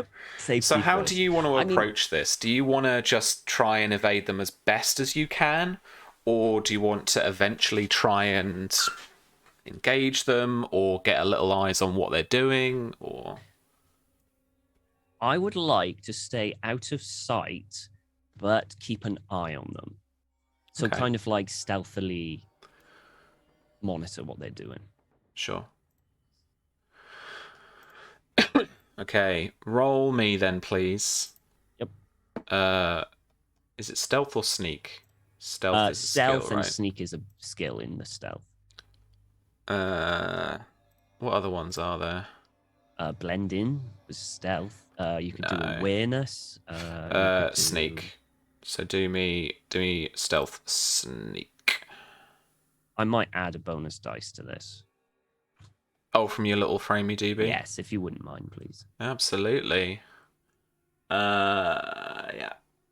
Yeah, it's got like 3 going on. It's pretty good. Yeah, 17. That's not bad. That's a pretty good roll. I need to double check what their awareness might be. Yeah, hopefully it's 0. Hopefully they're blind.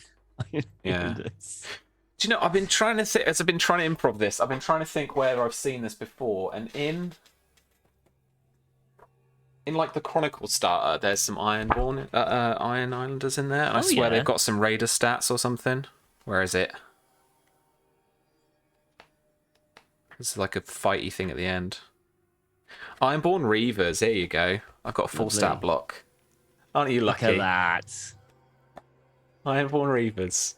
I haven't got this out in about 5 years. Right, okay. Oh.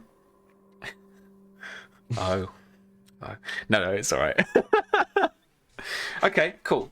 You rolled a 17? Yeah. Cool. Awareness. Okay. You and your group make for like the nearest trees, foliage, down a little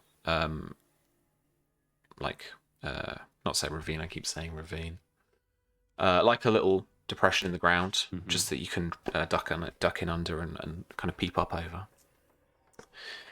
And as more and more of this dozen or so raiders jump out of the boat, start securing it onto the land. You can see they're dragging with them various bits of plunder. People are wearing stuff, either bronze or perhaps silver jewelry, glinting in the moonlight. Otherwise, they're carrying loot with them up onto the shore. Mostly looks like provisions just now, so it'll be like food and again like a barrel of mead or wine or beer or something, that kind of stuff. And they are scouting around. Let's see if I can perform some kind of miracle and roll an 18 or a 17 on 3d6. Let's see what happens. Hey, it's possible. This is where it happens, right? This is where No, it doesn't happen. So thankfully for you, the guards, the reavers that are starting to work their way around to kind of clear this bay, this shoreline, they don't make their way anywhere near where you are. Oh, good. But so you've managed to find quite a good place that looks like it completely obscures this little almost sand trap that you've managed to find yourselves in. But from kind of looking at it, it's beautifully camouflaged against where the glen would be behind you and stuff like that. So you're able from here to see, roughly speaking, it's a good few yards away, but they're starting to put up a little camp basically around where you were sat. There is a little bit of a as a few of the reavers look at where you had a campfire, and they've seen that and they kind of feel it, and they could feel that it's recently warm. They see the barrel, and a couple of them are quite happy that they've got another one. But then kind of one of the older, really heavily bearded reavers kind of looks around and starts to speak some words to his men, possibly about someone being nearby. Okay. How far away from their ship are they? They are a good, like 100-meter sprint away. Not that far. No, not massively far.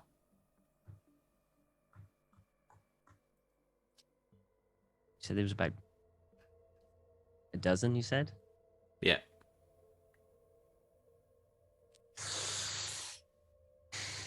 Okay. You know what I'm going to do? I will probably tell everyone to stay put and keep an eye on them. And wait until either they fall asleep or just to see what they're going to do. Just to see what they're going to do. Either way, we're going to use the darkness. Okay. To our advantage. So you're going to hang around, wait to see what they're up to. Yeah. Okay. They are... they have a watch.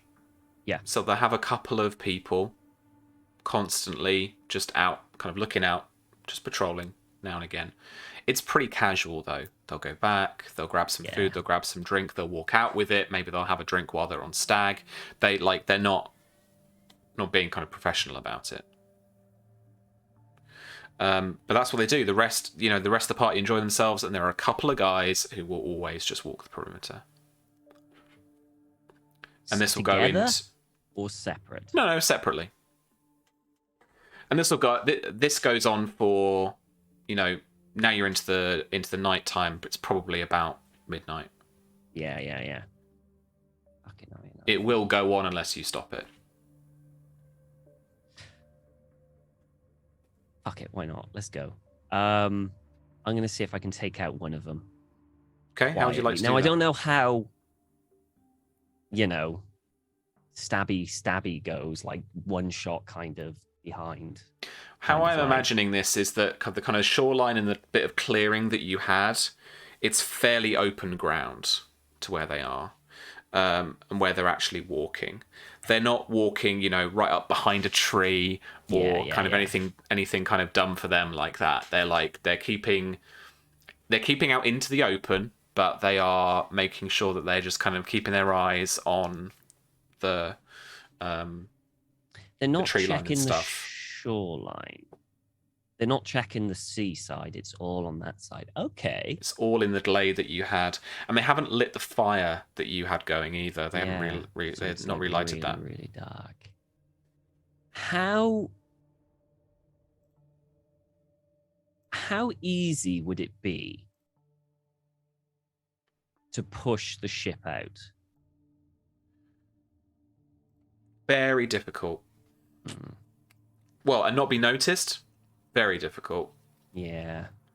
The 5 of you could just about do it, but Yeah, it wouldn't be. they Yeah. would notice immediately. You've got ropes to cut, and then you've got the boat to push out. Okay. I'm going to have Oscar kind of like overlooking it, essentially overlook. And I'm going to see if I can creep up on one ocean side so they're not looking that way. And see if I can, with the cover of the sound of the ocean as well, see if I can get behind one and kill them before they make a noise. And then like drag it back and reduce the number. Okay. For this, I'm going to I'm not ask designed you... for this. This is such a bad idea. For this, kind of putting the kind of sneak attack stealth mechanics aside for this one, because I don't think it quite fits for exactly what's going on here. I'm going to get you to make an fighting... it's fencing, isn't it? Your specialty? Yeah, my specialty is fencing. So fighting, fencing. Okay. Or small blades, depending. Definitely doing fencing in that case. Okay. And you're going to take a penalty dice to this. Ooh. So that you can do it Stealthily. quietly without anyone noticing.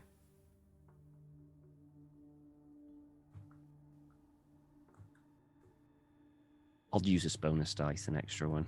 Okay.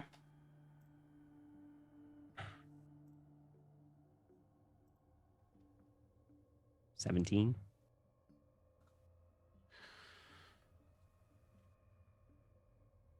Is 2 degrees of success. 2 6s as well. That's nice. Oh, it's not double, I'm afraid. That's a shame. You are one off it being double. You bugger. Aye. Sorry, what damage do I do? 4. So you multiply that by 2 would be 8. Oh, I mean, it's like sneaky. So surely that's like double that as well, because he wasn't prepared. 2 degrees of success is good. It's good enough to down him, to cut his throat, and he gargles as you bring him down to the shore. If this is you working on your own, you are not a particularly strong person, and these are, tough, big ironborn I wouldn't lads, be on my own. I would definitely have at least Marley with me, the big strong. He'd be with, just in case I failed, so he could just jump in front of me. Okay. Yeah, and save my ass. So he's probably helping. The 2 of you try and bring him down to the shoreline. I need you then, please, to make me an athletics strength check to bring him down deftly, and I need you. Well, you're going to roll an extra bonus die because you're getting help from your mate. Okay. I'm not very well. I'm average. Oof, 11. Ooh.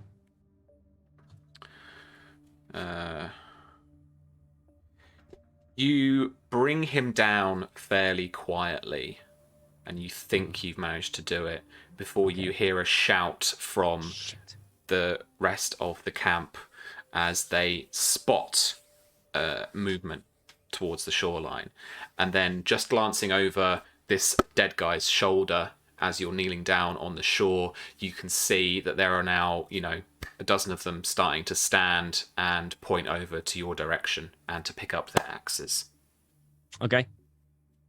This is the time to get the fuck out of Dodge. So I think this is where we kind of like try and slip away into the darkness. If need be, Oscar will loose an arrow just to keep them like pinned down, like just warn them that they might have people around, but only when they just start getting a bit too close. Okay. Damn, it was one thing I wanted to do. That would have been so... Because I know Iron Islanders are super superstitious. So I was going to like carve into the body to make it look like it's a cursed beach or something to make them freak out to get out. Oh. Okay. Damn shame. Yeah. All right. I need you to roll agility quickness for me. Okay. Sure. 14.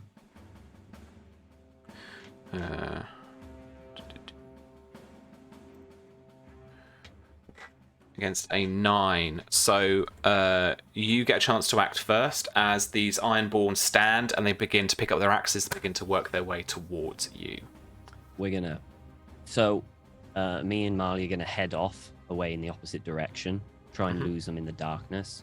And I think Oscar may loose an arrow just to keep them down, just to keep them kind of like wary that there could be more people out there. So like on the defensive rather than the offensive, to give us time to just slip away. Roll me another, it's going to be, I think, athletics run. I don't think I've ever rolled run. There we go. First time. I haven't got anything in it. But, good luck. Here we go. 12. That's not bad. It's only 3d6s, so, it's not Okay, bad. cool. Oscar looses an arrow. The couple of them at the back, one takes it straight into the neck, falls to the floor. The others turn. There's 2 or 3 of his friends turn around, roar into the night, and start charging towards them. You see a couple of your other entourage start to split into the woods, into the glen behind you as you try and make your way. You basically just run around this shoreline. There are Ironborn men running after you as quickly as they can, and they are going to roll as well. A little roll off here. With a 17. So with 2 degrees of success, they catch up just a couple of yards behind you as you are starting to run into the woods, into this glen that's just off the shoreline. But they are...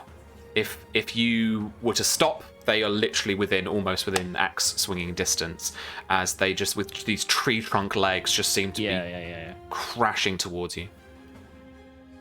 How many are near me? What are you There's one that's almost right on top of you, and then there are a couple more just behind.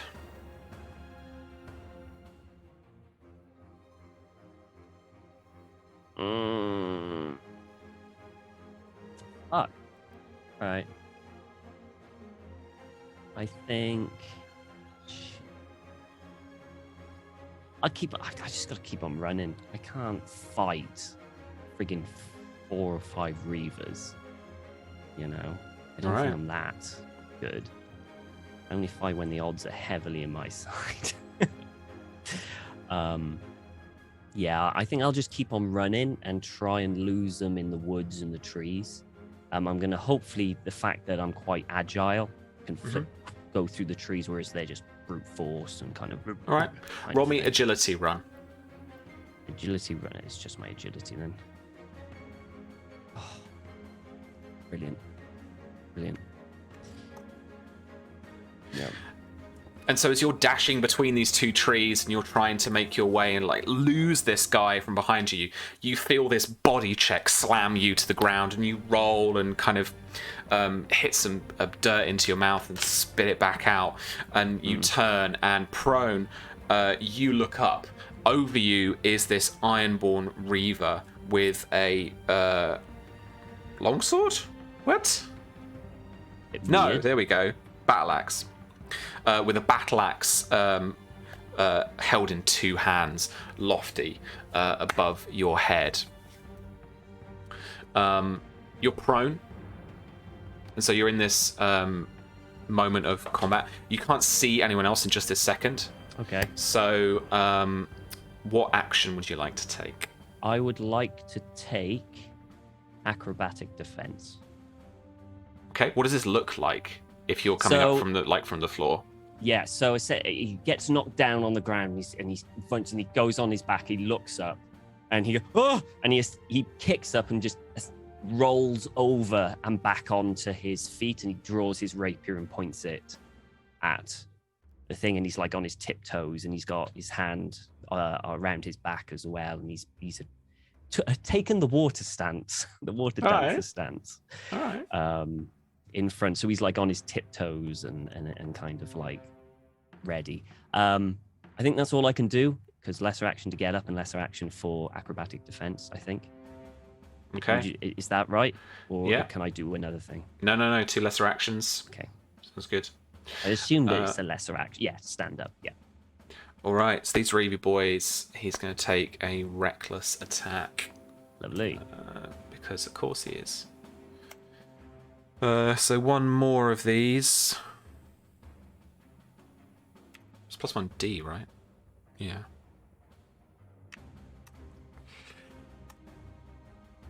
A 22 against your combat defense. Bear with me. Sorry? Bear with me. I think...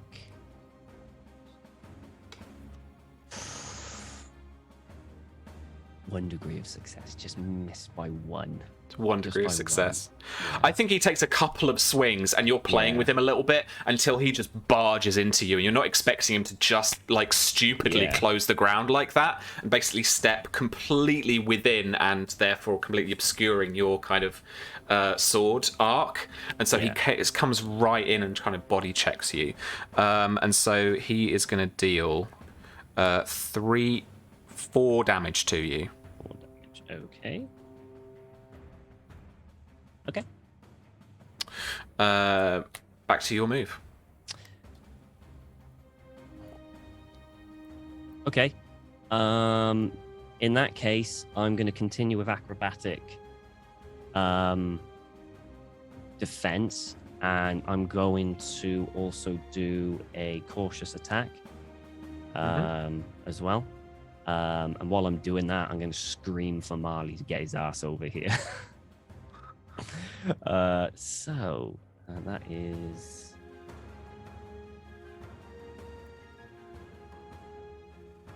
that.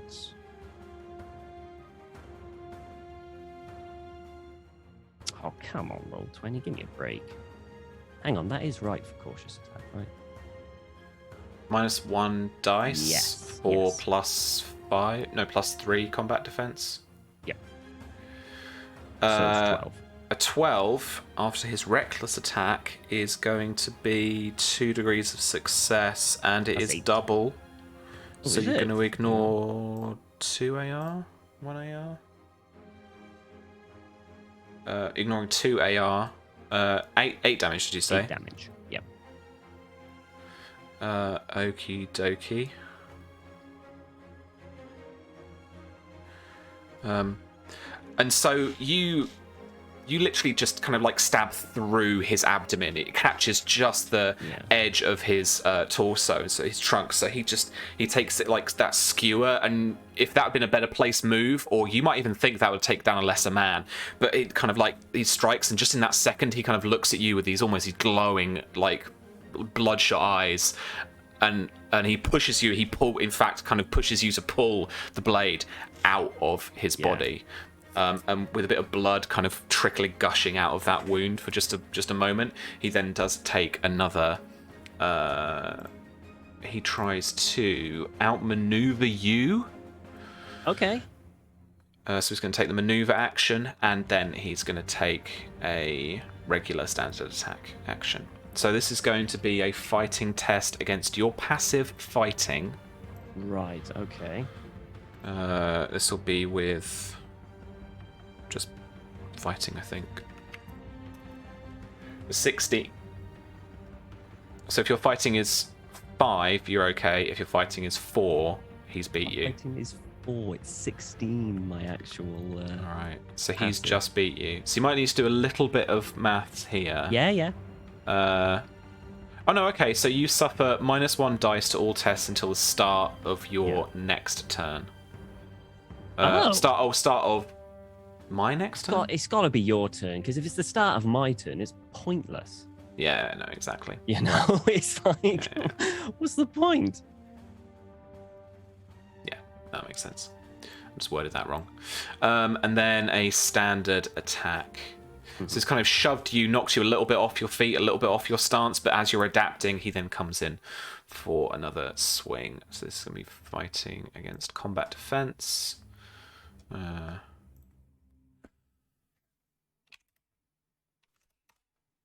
23 against your current combat defense. That is a miss. Fucking hell, alright. Alright, so as you manage to dodge and weave out of the way of his battle axe attacks, what's your next move? Okay. Marley doesn't reply, doesn't respond. You don't see anyone else in the Glen at the moment. Okay.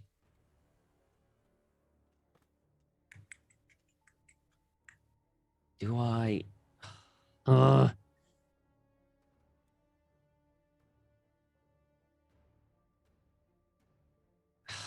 Shit. I guess that I go... do another cautious attack. I'm doing freaking 2. Shit. You know what? I'm going to do acrobatic defense again and just do a standard attack. Mm-hmm. To try and kill the bastard. Kill the bastard. You know what? Why not? Let's go for another bonus dice. Why not? I've got it. Use them or lose them. Yeah. 20. It's pretty good. 20 is good, Pretty good. And that's a 6. Just only 1 6.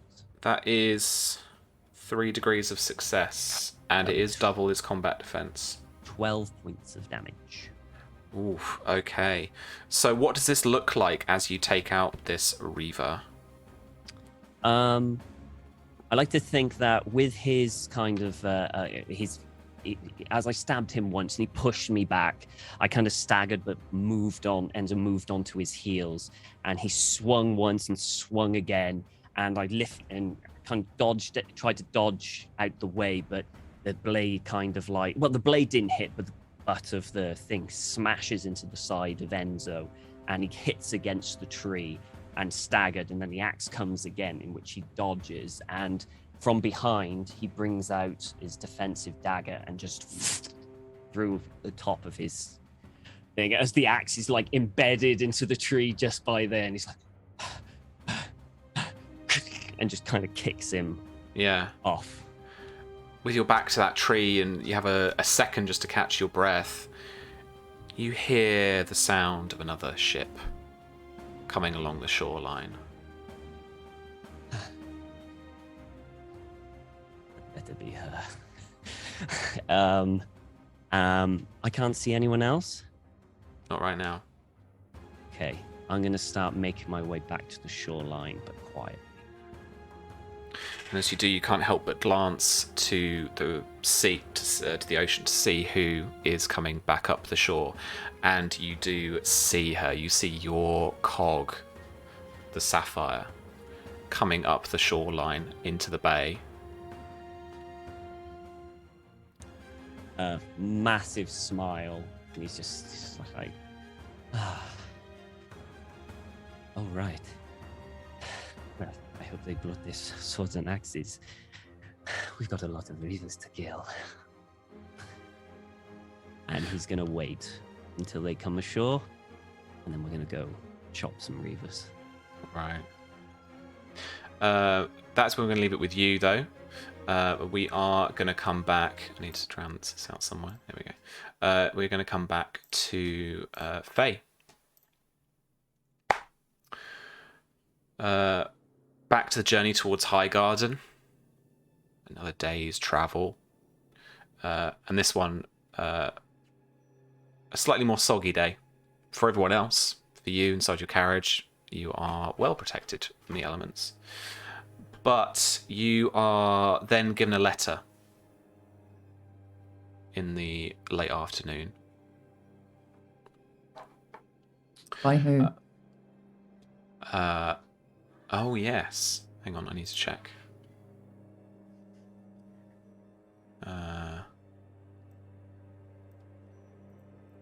Oh, shit. Now I'm sure. How would that work? Okay, I need to roll something. Hang on. You don't need to roll anything. I don't want the letter. It's fine. Don, can you look at your soldiers, your knights, your infantry, whoever they are for me? Can you let me know their passive awareness? Let's see.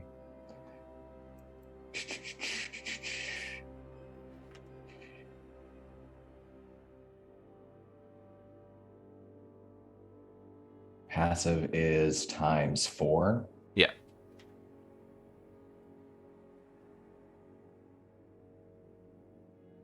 My archers or my infantry? Does it matter? Whichever's the highest. 12. Oh. Mm. You are screening letters to Faye, aren't you? The ones that come in officially, yeah. So you are given a report that there has been an unofficial letter. This rider didn't make themselves known to you, to the camp, but this letter they have managed to get out of this rider is intended for Lady Faye. He thanks the person who delivered the letter to him and dismisses them. And I think probably like he's already intending to go speak with Lady Faye anyways. And he's been trying for days now to will himself, to steel himself for that. Ever since they went back on the road. So he unceremoniously, once he's alone, opens up the letter and reads it. And inside it says, "Dearest cousin, wonderful news. We have a surprise crop growing. A single tree has begun to bear fruit, though I expect that the harvest will not be due for many more months yet. A pity that the man who planted the seed does not know. He is away at war, though I am sure he would be delighted to hear of this future bounty. Perhaps if you encounter him on your travels, you could tell him. I suspect that soon I too will be headed for battle. My neighbours to the north are in need of help. I pray that we will all be victorious and that we will have cause to celebrate soon. Until then, be safe. My love and eternal gratitude. Mary."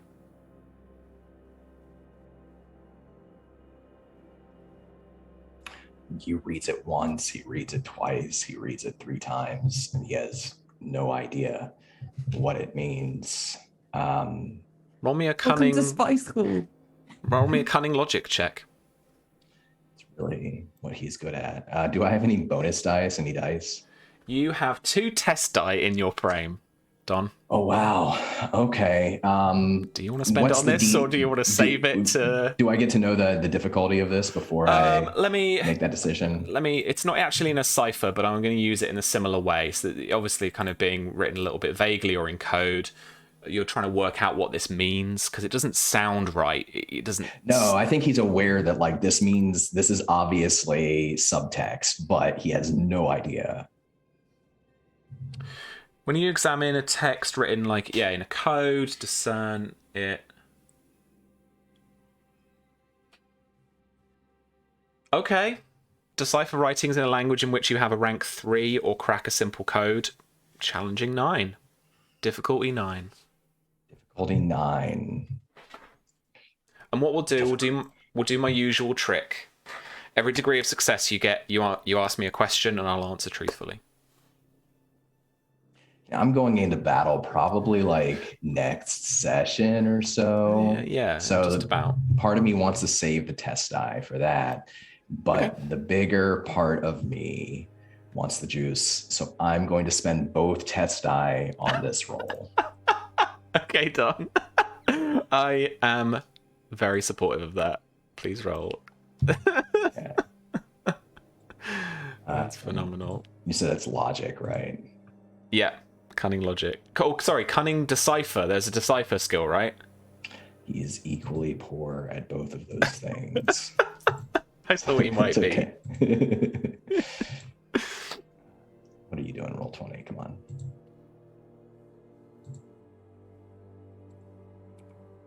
They're not doing it for you. I got it now. Oh, that didn't roll the extra 2 die. Just roll 2d6. We'll add them up. 14. 14. 2 degrees of success. You got 2 clear, turning subtext to text questions for me. All right. I don't suppose can we post that? Can we post the letter up so I can look at it? Oh, sure. Sorry. Yeah, of course. I'm just me being a dummy there. Hang on. All right. It's in the chat.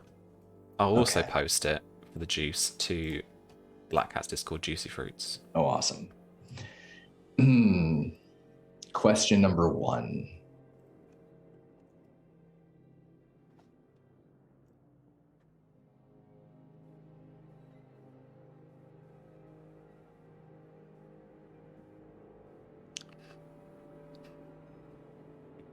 Contextually,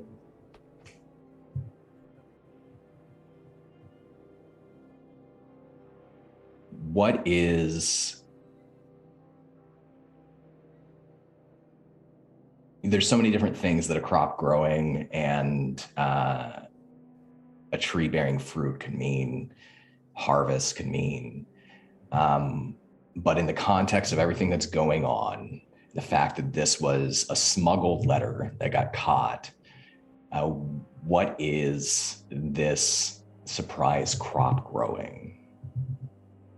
A pregnancy, a child. So he could figure that out. Mm-hmm. Yep.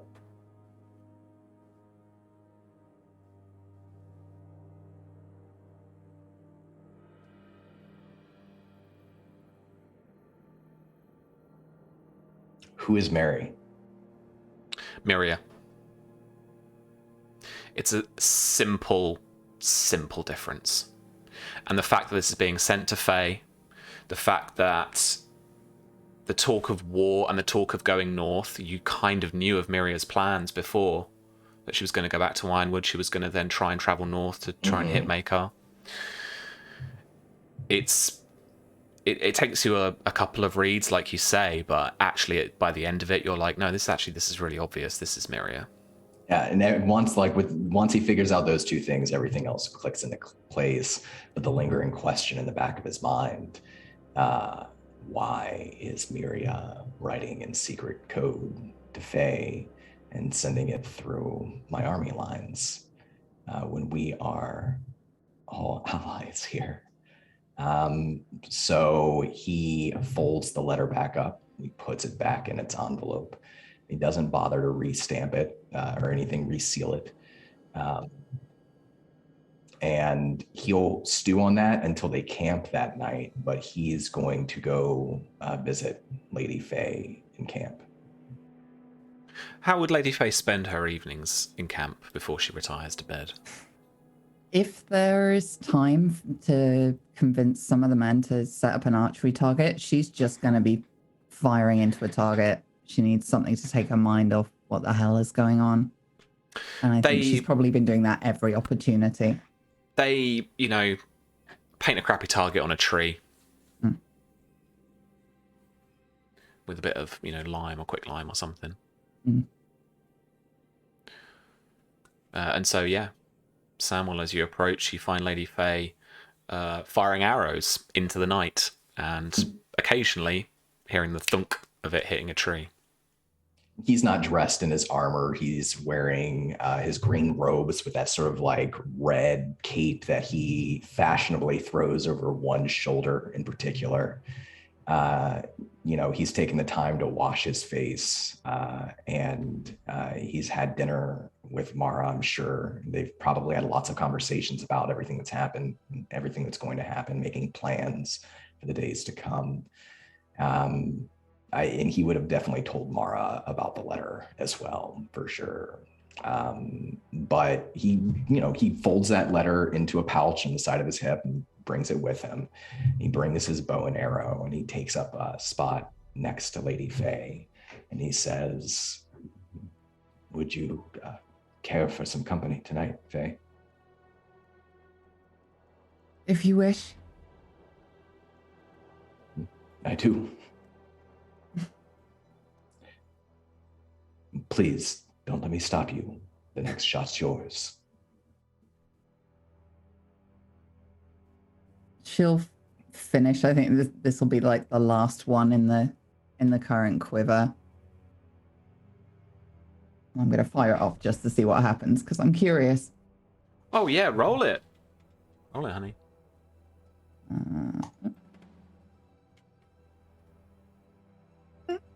Yeah, that's a good. That's good. That's a hit. That'll do. Samuel smiles a little bit. He steps forward and kind of knocks his bow, but he doesn't draw it back or raise it yet. And he says, you could show a thing or two to some of my archers, some of my young ones especially. Don't go saying things like that around camp. Old people talk. Well, they should shoot better then. Well, maybe they didn't have such a good teacher.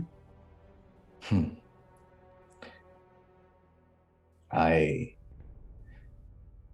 heard that you turned down the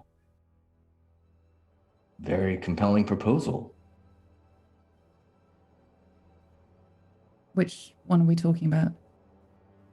You, him, one of the others? Do you have somebody else you'd like me to be married off to? Maybe there's a local tavern keeper in need of a wife. I just want you on my side. As my friend. As my ally. And I want to protect your future. Your house's future in the Reach. Friend. You're my friend. Repeat it enough times and maybe it'll be true. Maybe your heart will believe it. He draws his arrow, turns and fires.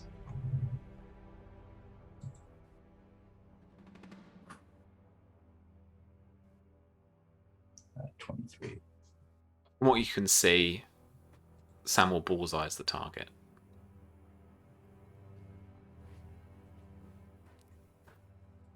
I do, he says as he lowers the bow, think of you as a friend.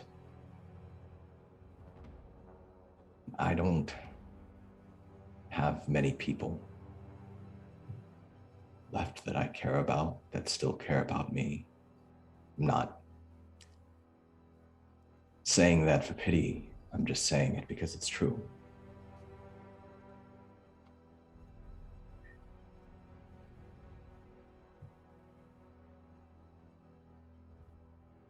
I know you don't think of me that way anymore.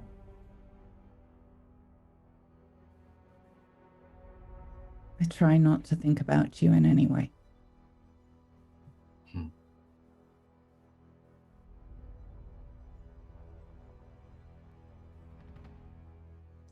He draws an arrow from his quiver and holding it by the feather, holds it out for you.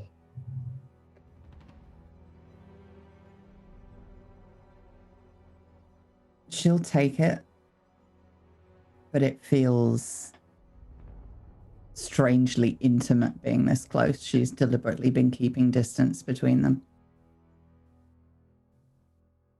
And I think as she takes it, you can see her hand just tremble slightly. You probably feel it. There's probably like a moment where like you brought like the hands brush as you take the arrow and he pulls his hand back too. Looks back towards the target. And he says,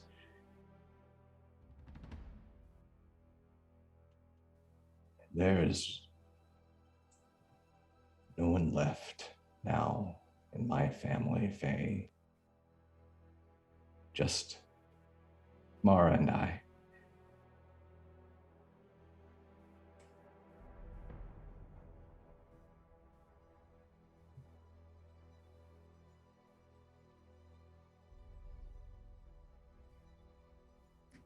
I'm sorry to hear about your father. Thank you. He was a good man.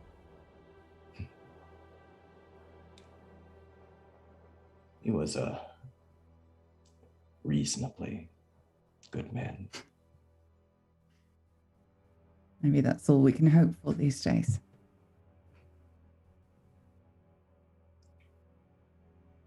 I sat with him there at the end, and I don't know what I was expecting.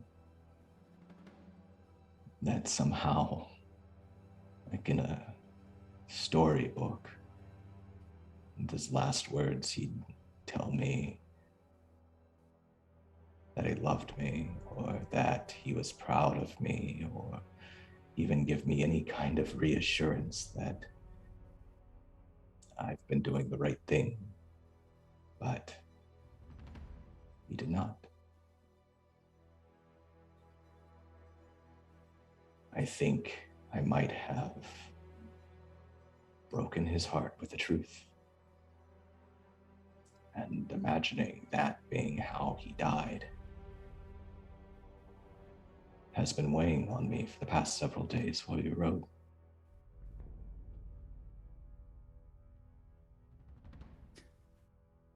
I'm sorry. That must be very hard. I know better than most. You know better than most exactly what I'm left with.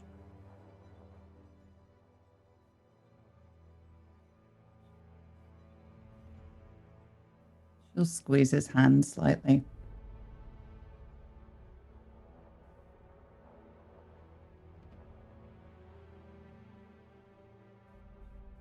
I've been thinking a lot lately about your father and mine.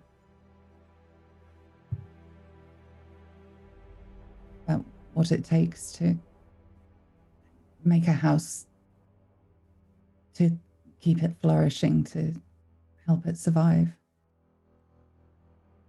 You don't just need walls, you need an orchard.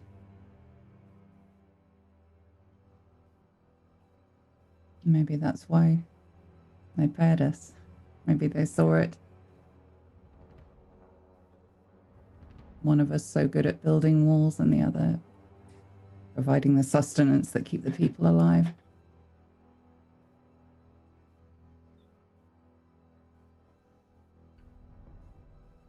Did you have any sort of, I don't know, illuminating catharsis before the end?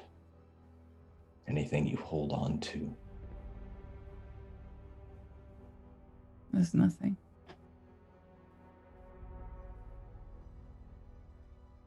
I never thought one wouldn't come back, let alone all of them. It's just nothing.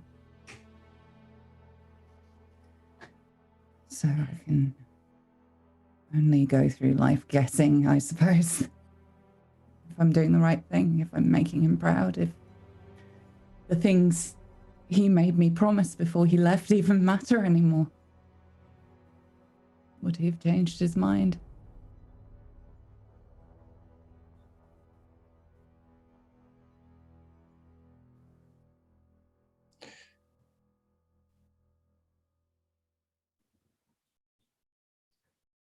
Sometimes I wish that everything had gone differently. That I could rewind time 5, 10 years. Go back even to my childhood and start the changes then. But there's no guarantee that where we are now would be any happier or any more peaceful, I suspect. that would not be the case. Maybe You're not. here.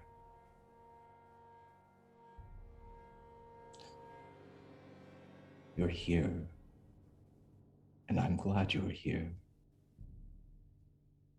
Why am I here?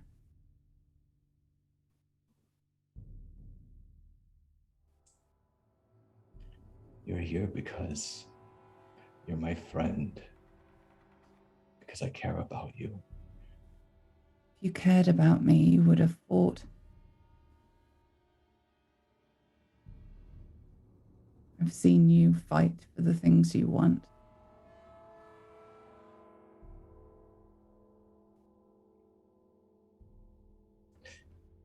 We all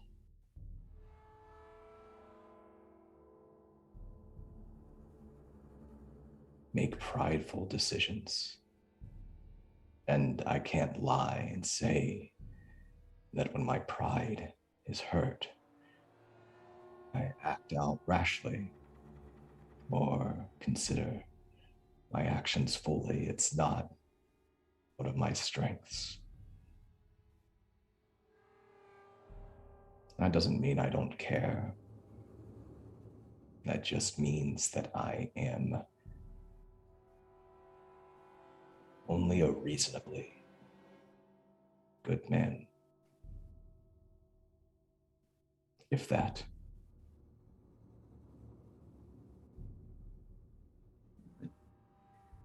I think it would be easier if I hated you. Sometimes I think you do, Faye. Most of the time, in fact, recently.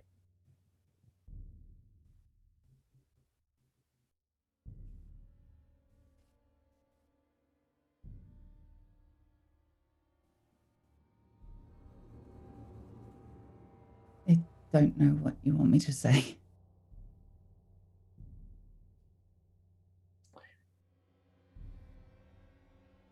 And squeezes your hand. I want you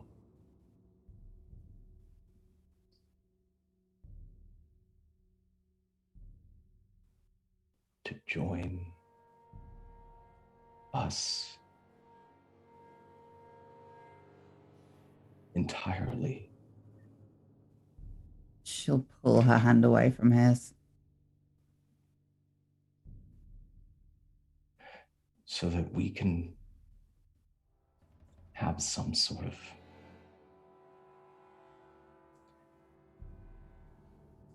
so that we can remain friends.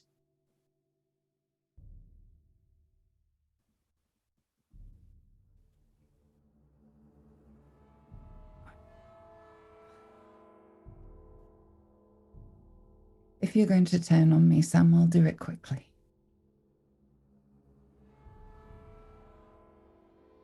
Because I will not hear more threats against me, more disrespect of the things I've done for you so far. He opens up his pouch and he takes out the letter and he offers it to you. She'll take it. How many of these have there been? She'll open it and read it. Good news.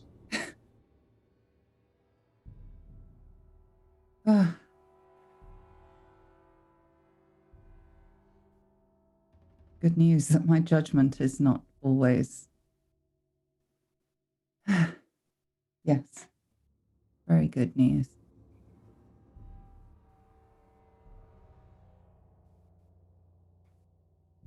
She'll tap it on her hand.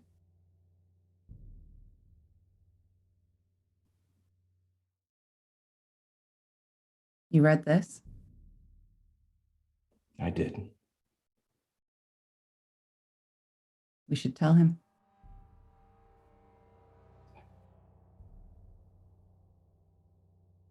You should.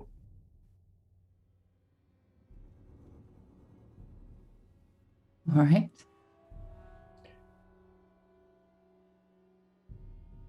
Faye,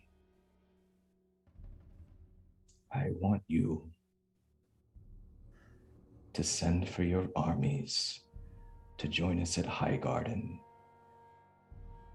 I want them under the command of Blackfyre. I want to win the Reach and end this war. And I want to go back in time 10 years and not make stupid decisions, but here we are.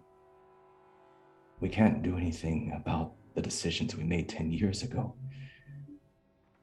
But I have tried to offer you what I can to bargain with you. I've tried to find you a match that would give you more influence over the Reach, because I know that you would be a good leader.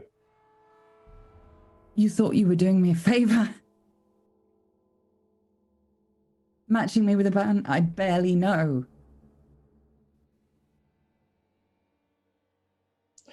That's how these things are done, most times. And for good reason, in times of need. Well, I have spent a long time at court and remained unwed. And should I marry, it will be because I wish it. And because it's a sensible decision, not because of some fleeting, momentary grab for power. I've been honest with you about my heart. Do you think it didn't hurt when some stranger put a cloak of your colors around my shoulders?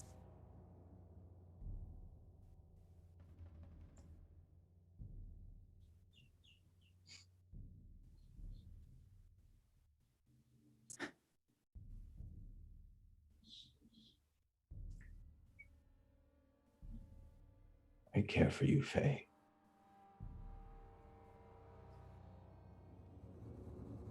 But I'm too far, and we're too far into this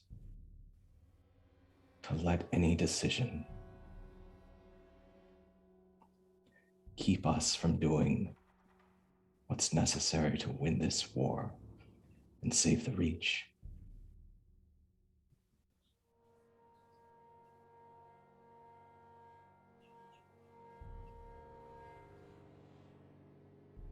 My decision remains unchanged, Lord Tarly.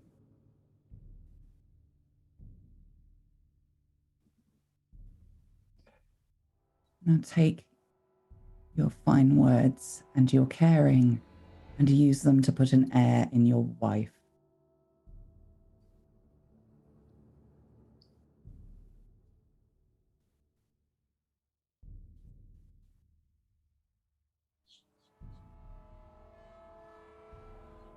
He turns, quickly draws and knocks an arrow and fires it into the tree, aiming at the same spot as before. Off the mark, I think. Like thunks into the side of the tree, his hands quivering, his shoulders are shaking a little bit. He slings the bow over his shoulders and hangs there in the air for a second. He says,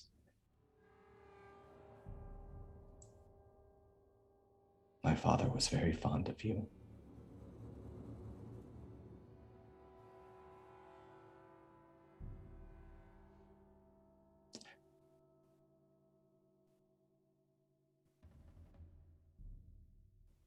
Most people are."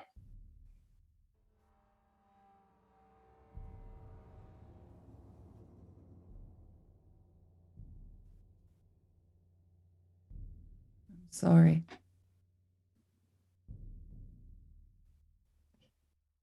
Me too, Faye.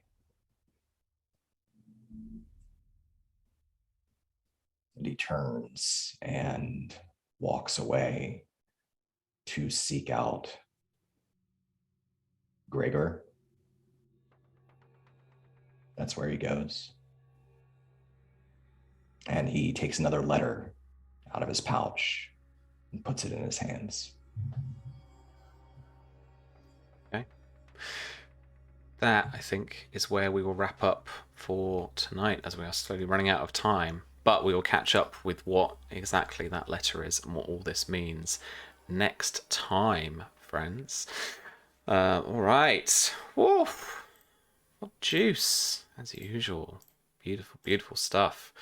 Let's rather quickly go round and a very, very quick little debrief, and then let folks know what you're up to, where you are on the internet, and all of that lovely stuff. Tom. Yes. Tom. Yes. You didn't even fall into my little trap with the torture thing. What was the little trap? I had this little thing going on in my head, right? So so I was going to be like, yeah, you want to ask any question you like about like what you want to clarify or anything. Yeah. And if you were going to be like, I wanted to do an insight check to see if he's telling the truth, I was going to be like, no, because you've tortured him. Well, I figured. So whatever he says, you believe. Yeah, I figured. That's at the point That's almost the problem. That's it. That's right? the problem. Yeah. Even if he's making shit up at this point, to just get out of it, he's broken. Well, that Enzo knows if they've reached the point of broken, they're useless because they will say anything you want to stop. Yeah. So that's why Enzo stopped. Yeah.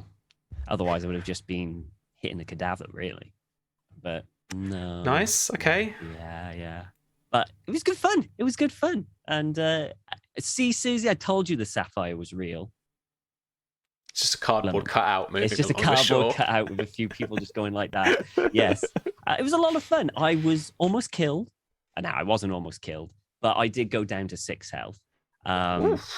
Yeah. It's a good job that I've got very high combat defense. Very high. You took on the lead brute guy, so yeah, well done. Oh, that was the lead brute guy, was it? Yeah. Oh, blimmin' heck. Awesome. I like that. I feel a little better now. I feel a little better. But yeah, it was great. It was great. And I cannot wait for everyone to see more of the Sapphire, the crew, and what Enzo has planned next. Because he has somewhere to be and someone to tell some news.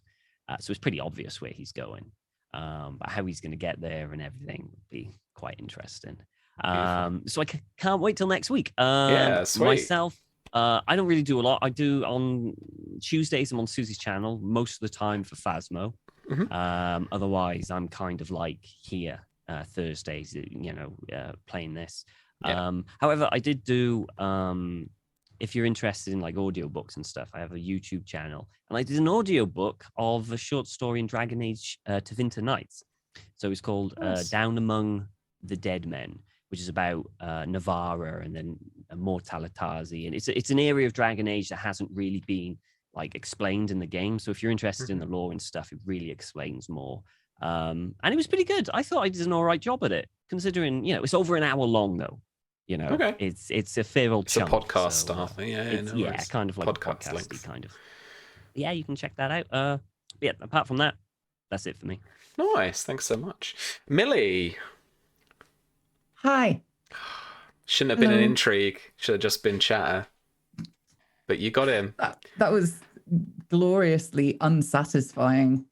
Yeah. Do you want to? Nope. Oh. Poor little thing. We suspected that might go down, and there was only ever one answer. That's fair. Yeah. Poor Harris. Well, you set him back on the straight and narrow. Yay. Huzzah. Well done. Enjoy your marriage to Mrs. Lost in Desert, bleeding profusely. Yeah. Ooh, awkward. Good luck with that. Yeah. But I'm really glad that happened. Scene with Samuel was awkward. Suitably awkward. Yeah. I didn't know if it was going to go that way or not. I was hoping that the funeral side of things, the sort of dead dad thing, was going to help bring them together, but he just couldn't resist pushing. And it just sends us straight back to Highgarden, unfortunately. Absolutely. All right. Well, while you're not in Highgarden, where can we find you and what you're up to? Oh, all over the fucking place. I'm really bad at drawing boundaries, apparently. Sunday, I will be over on Ophelia's channel playing D&D for the first time. I haven't told anybody apart from the group, what my character's going to be like, but we're all cosplaying, so it's going to be great fun. So, what are you playing? Oh. Monday, I'm on the Wandering Inn doing drifting, so that's kind of sci-fi. Then I'm with Tom and Susie, hopefully doing Phasmophobia on Tuesday. Wild IP with Jay on Wednesday, here on Thursday, and Friday next week is Vampire the Masquerade. Wow. There you It'll go. be very exciting. The full rundown. The vampire campaign is only a 3-week thing, so hopefully I'm not going to die. Sure it is. Yeah. Mm-hmm. And D&D is every other week, Been there. so that's fine. Mm-hmm. I don't need more than 2 days off a week. That's what Big normal knows what people I'm do. talking about. It's just a 2 weeks. It's just a 2-week thing. Yeah, sure. It'll be fine. Okay, It'll cool. be fine. I'm really looking forward to all of them though, which is annoying because yeah. Oh, there we go. All right. V. The only thing I've forgotten you is it's coming. It's coming. I know. Uh-huh. I know. I'm just burying that down real deep. Otherwise, I'll start having to write out all the ways that I would like to murder Alistair Oakart. It's going to be terrible. It's great. It's fine. Fantastic. Look, I appreciate that you've given me the joy of watching everyone else suffer first. Oh, absolutely. So I appreciate that before my inevitable suffering. Sorry, Susie. All right. But you started streaming a bit more recently? I have. Yeah, I've picked up streaming again now that my life is slightly more organized. And basically, my channel might as well be an Elden Ring channel, at least for the next couple of the weeks until I get things steady again and I can start also streaming internet, right? Mass Effect 2. It's a really good game and it's horribly addictive. And I'm trying not to think about the fact that I've put over 20 hours into it already. And it's been out for a week. You know us, we have our hyperfixations, all of us. Don't worry about it. Yeah, it's a good game. So yeah, I've been streaming that. I don't really have a set stream schedule right now, so I guess just follow me on Twitter. I know. I saw you streaming at normal o'clock today.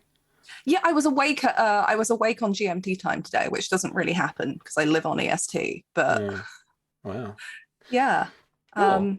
Otherwise, I'm excited for next week. I'm excited for hopefully a Mara Samuel scene because we get to see so very little of them just on their own and what they're like in private. So that'll be really fun. Write that down. Don't worry. We'll get one of those going. Yeah, I think there's a lot they need to talk about that is probably like Don and I have conversations of like, do they know this? Yes, off screen, but we never get to see it on screen. Yeah. I have feelings about Mara finding out Miri is pregnant. But yeah, otherwise I'm looking forward to next week and that's it. Good, cool. I'm literally writing that request down. Alrighty. Thank you so much for being with us again. And that leaves Don. I know you've got to dash off in just a sec, but good job, man. That was an incredible scene. You're an incredible scene partner and all round just fantastic sesh. Yeah, I really enjoyed it. I enjoyed how much, especially like the last few sessions, Samuel's really struggled to keep everything together, right? At kind of like the worst possible time for things not to be together. So that's been really fun. I'm really excited. I mean, I'm super excited. I'm super pumped about battle, right? I want to see how this plays out. I want to see how the pieces fall. It's going to be super juicy and very violent. And it's been building up over time. You know, I didn't know. There's so with the scene with Faye, right? There was so much distance between them, but like not really. Like it was both very, very intimate and very, very distant. Yeah. And I didn't know how that would play out. Like, but I knew that, especially with his father coming back and then dying, and then after Harris was kind of starting to have his own ideas about how things should go, he will eventually. That like, you know, that part of him that has to control everything, that's really not very healthy. Like he just couldn't overcome that. And I wasn't sure how that would play out until the moment, if he would overcome that or not, but he did not, and it did not go well. And I'm excited to see all the terrible, terrible fallout. Everything's going to happen but this session was great. And thank you for giving me that scene at the beginning with Glendon, Of course. because I was hoping they would have an opportunity to have a scene together before, either Samuel died or Glendon died. And I really, really enjoyed it. And I'm looking forward to next week. I don't know if next week's a battle or not, or what it is exactly, but I'm looking forward to it. And, yeah, nice. I think probably a little bit of preamble and prep for a battle. I've got to get the Mara. That's the scene going on. So I reckon there'll be a bit of a parlay and stuff, as basically you head up to Highguard and they actually now swing up north and to meet you. So I'll have a look on the map and I'll make a call on whether you actually reach the shore and you've kind of camped up, or whether it's kind of a meeting of the marching armies or that kind of thing. Cool. But yeah, that might be interesting. But yeah, I think a bit of preamble, a little bit of setup before, and I might even split the battle over a couple of episodes where we kind of start it off next week and then finish it off the week after, or something like that, maybe. Yeah, because I still want to catch up. We still have to catch up with Miriam and find out whether she, lives or not. Yeah. So if you want to find out whether she does and what happens to this crazy crew, then please join us back next Thursday, 2 p.m. Eastern, 7 p.m. UK time for more After the Fire, our Game of Thrones Song of Ice and Fire role-playing campaign. We're also streaming our spy game campaign Hexcrawl on the Wednesdays, same time, with seasons in that with a lovely bunch of people as well. Other than that, we're probably streaming on this channel a little bit of Crusader Queens on Mondays, where we play Crusader Kings from Paradox Interactive, combine that with a bit of drag, and then play with the gender equalities flipped on the game. So that sounds cool to you, and if you want to see me in drag, then turn up on the Monday as well, about the same time. Apart from that, friends, let's go, because John has to go and run a game now. No rest for the wicked. And we probably need to decompress while you do that, while you don't have the opportunity to decompress. So until next week, friends, have a good weekend, take care of yourselves, and we'll see you next time. Ta-ra.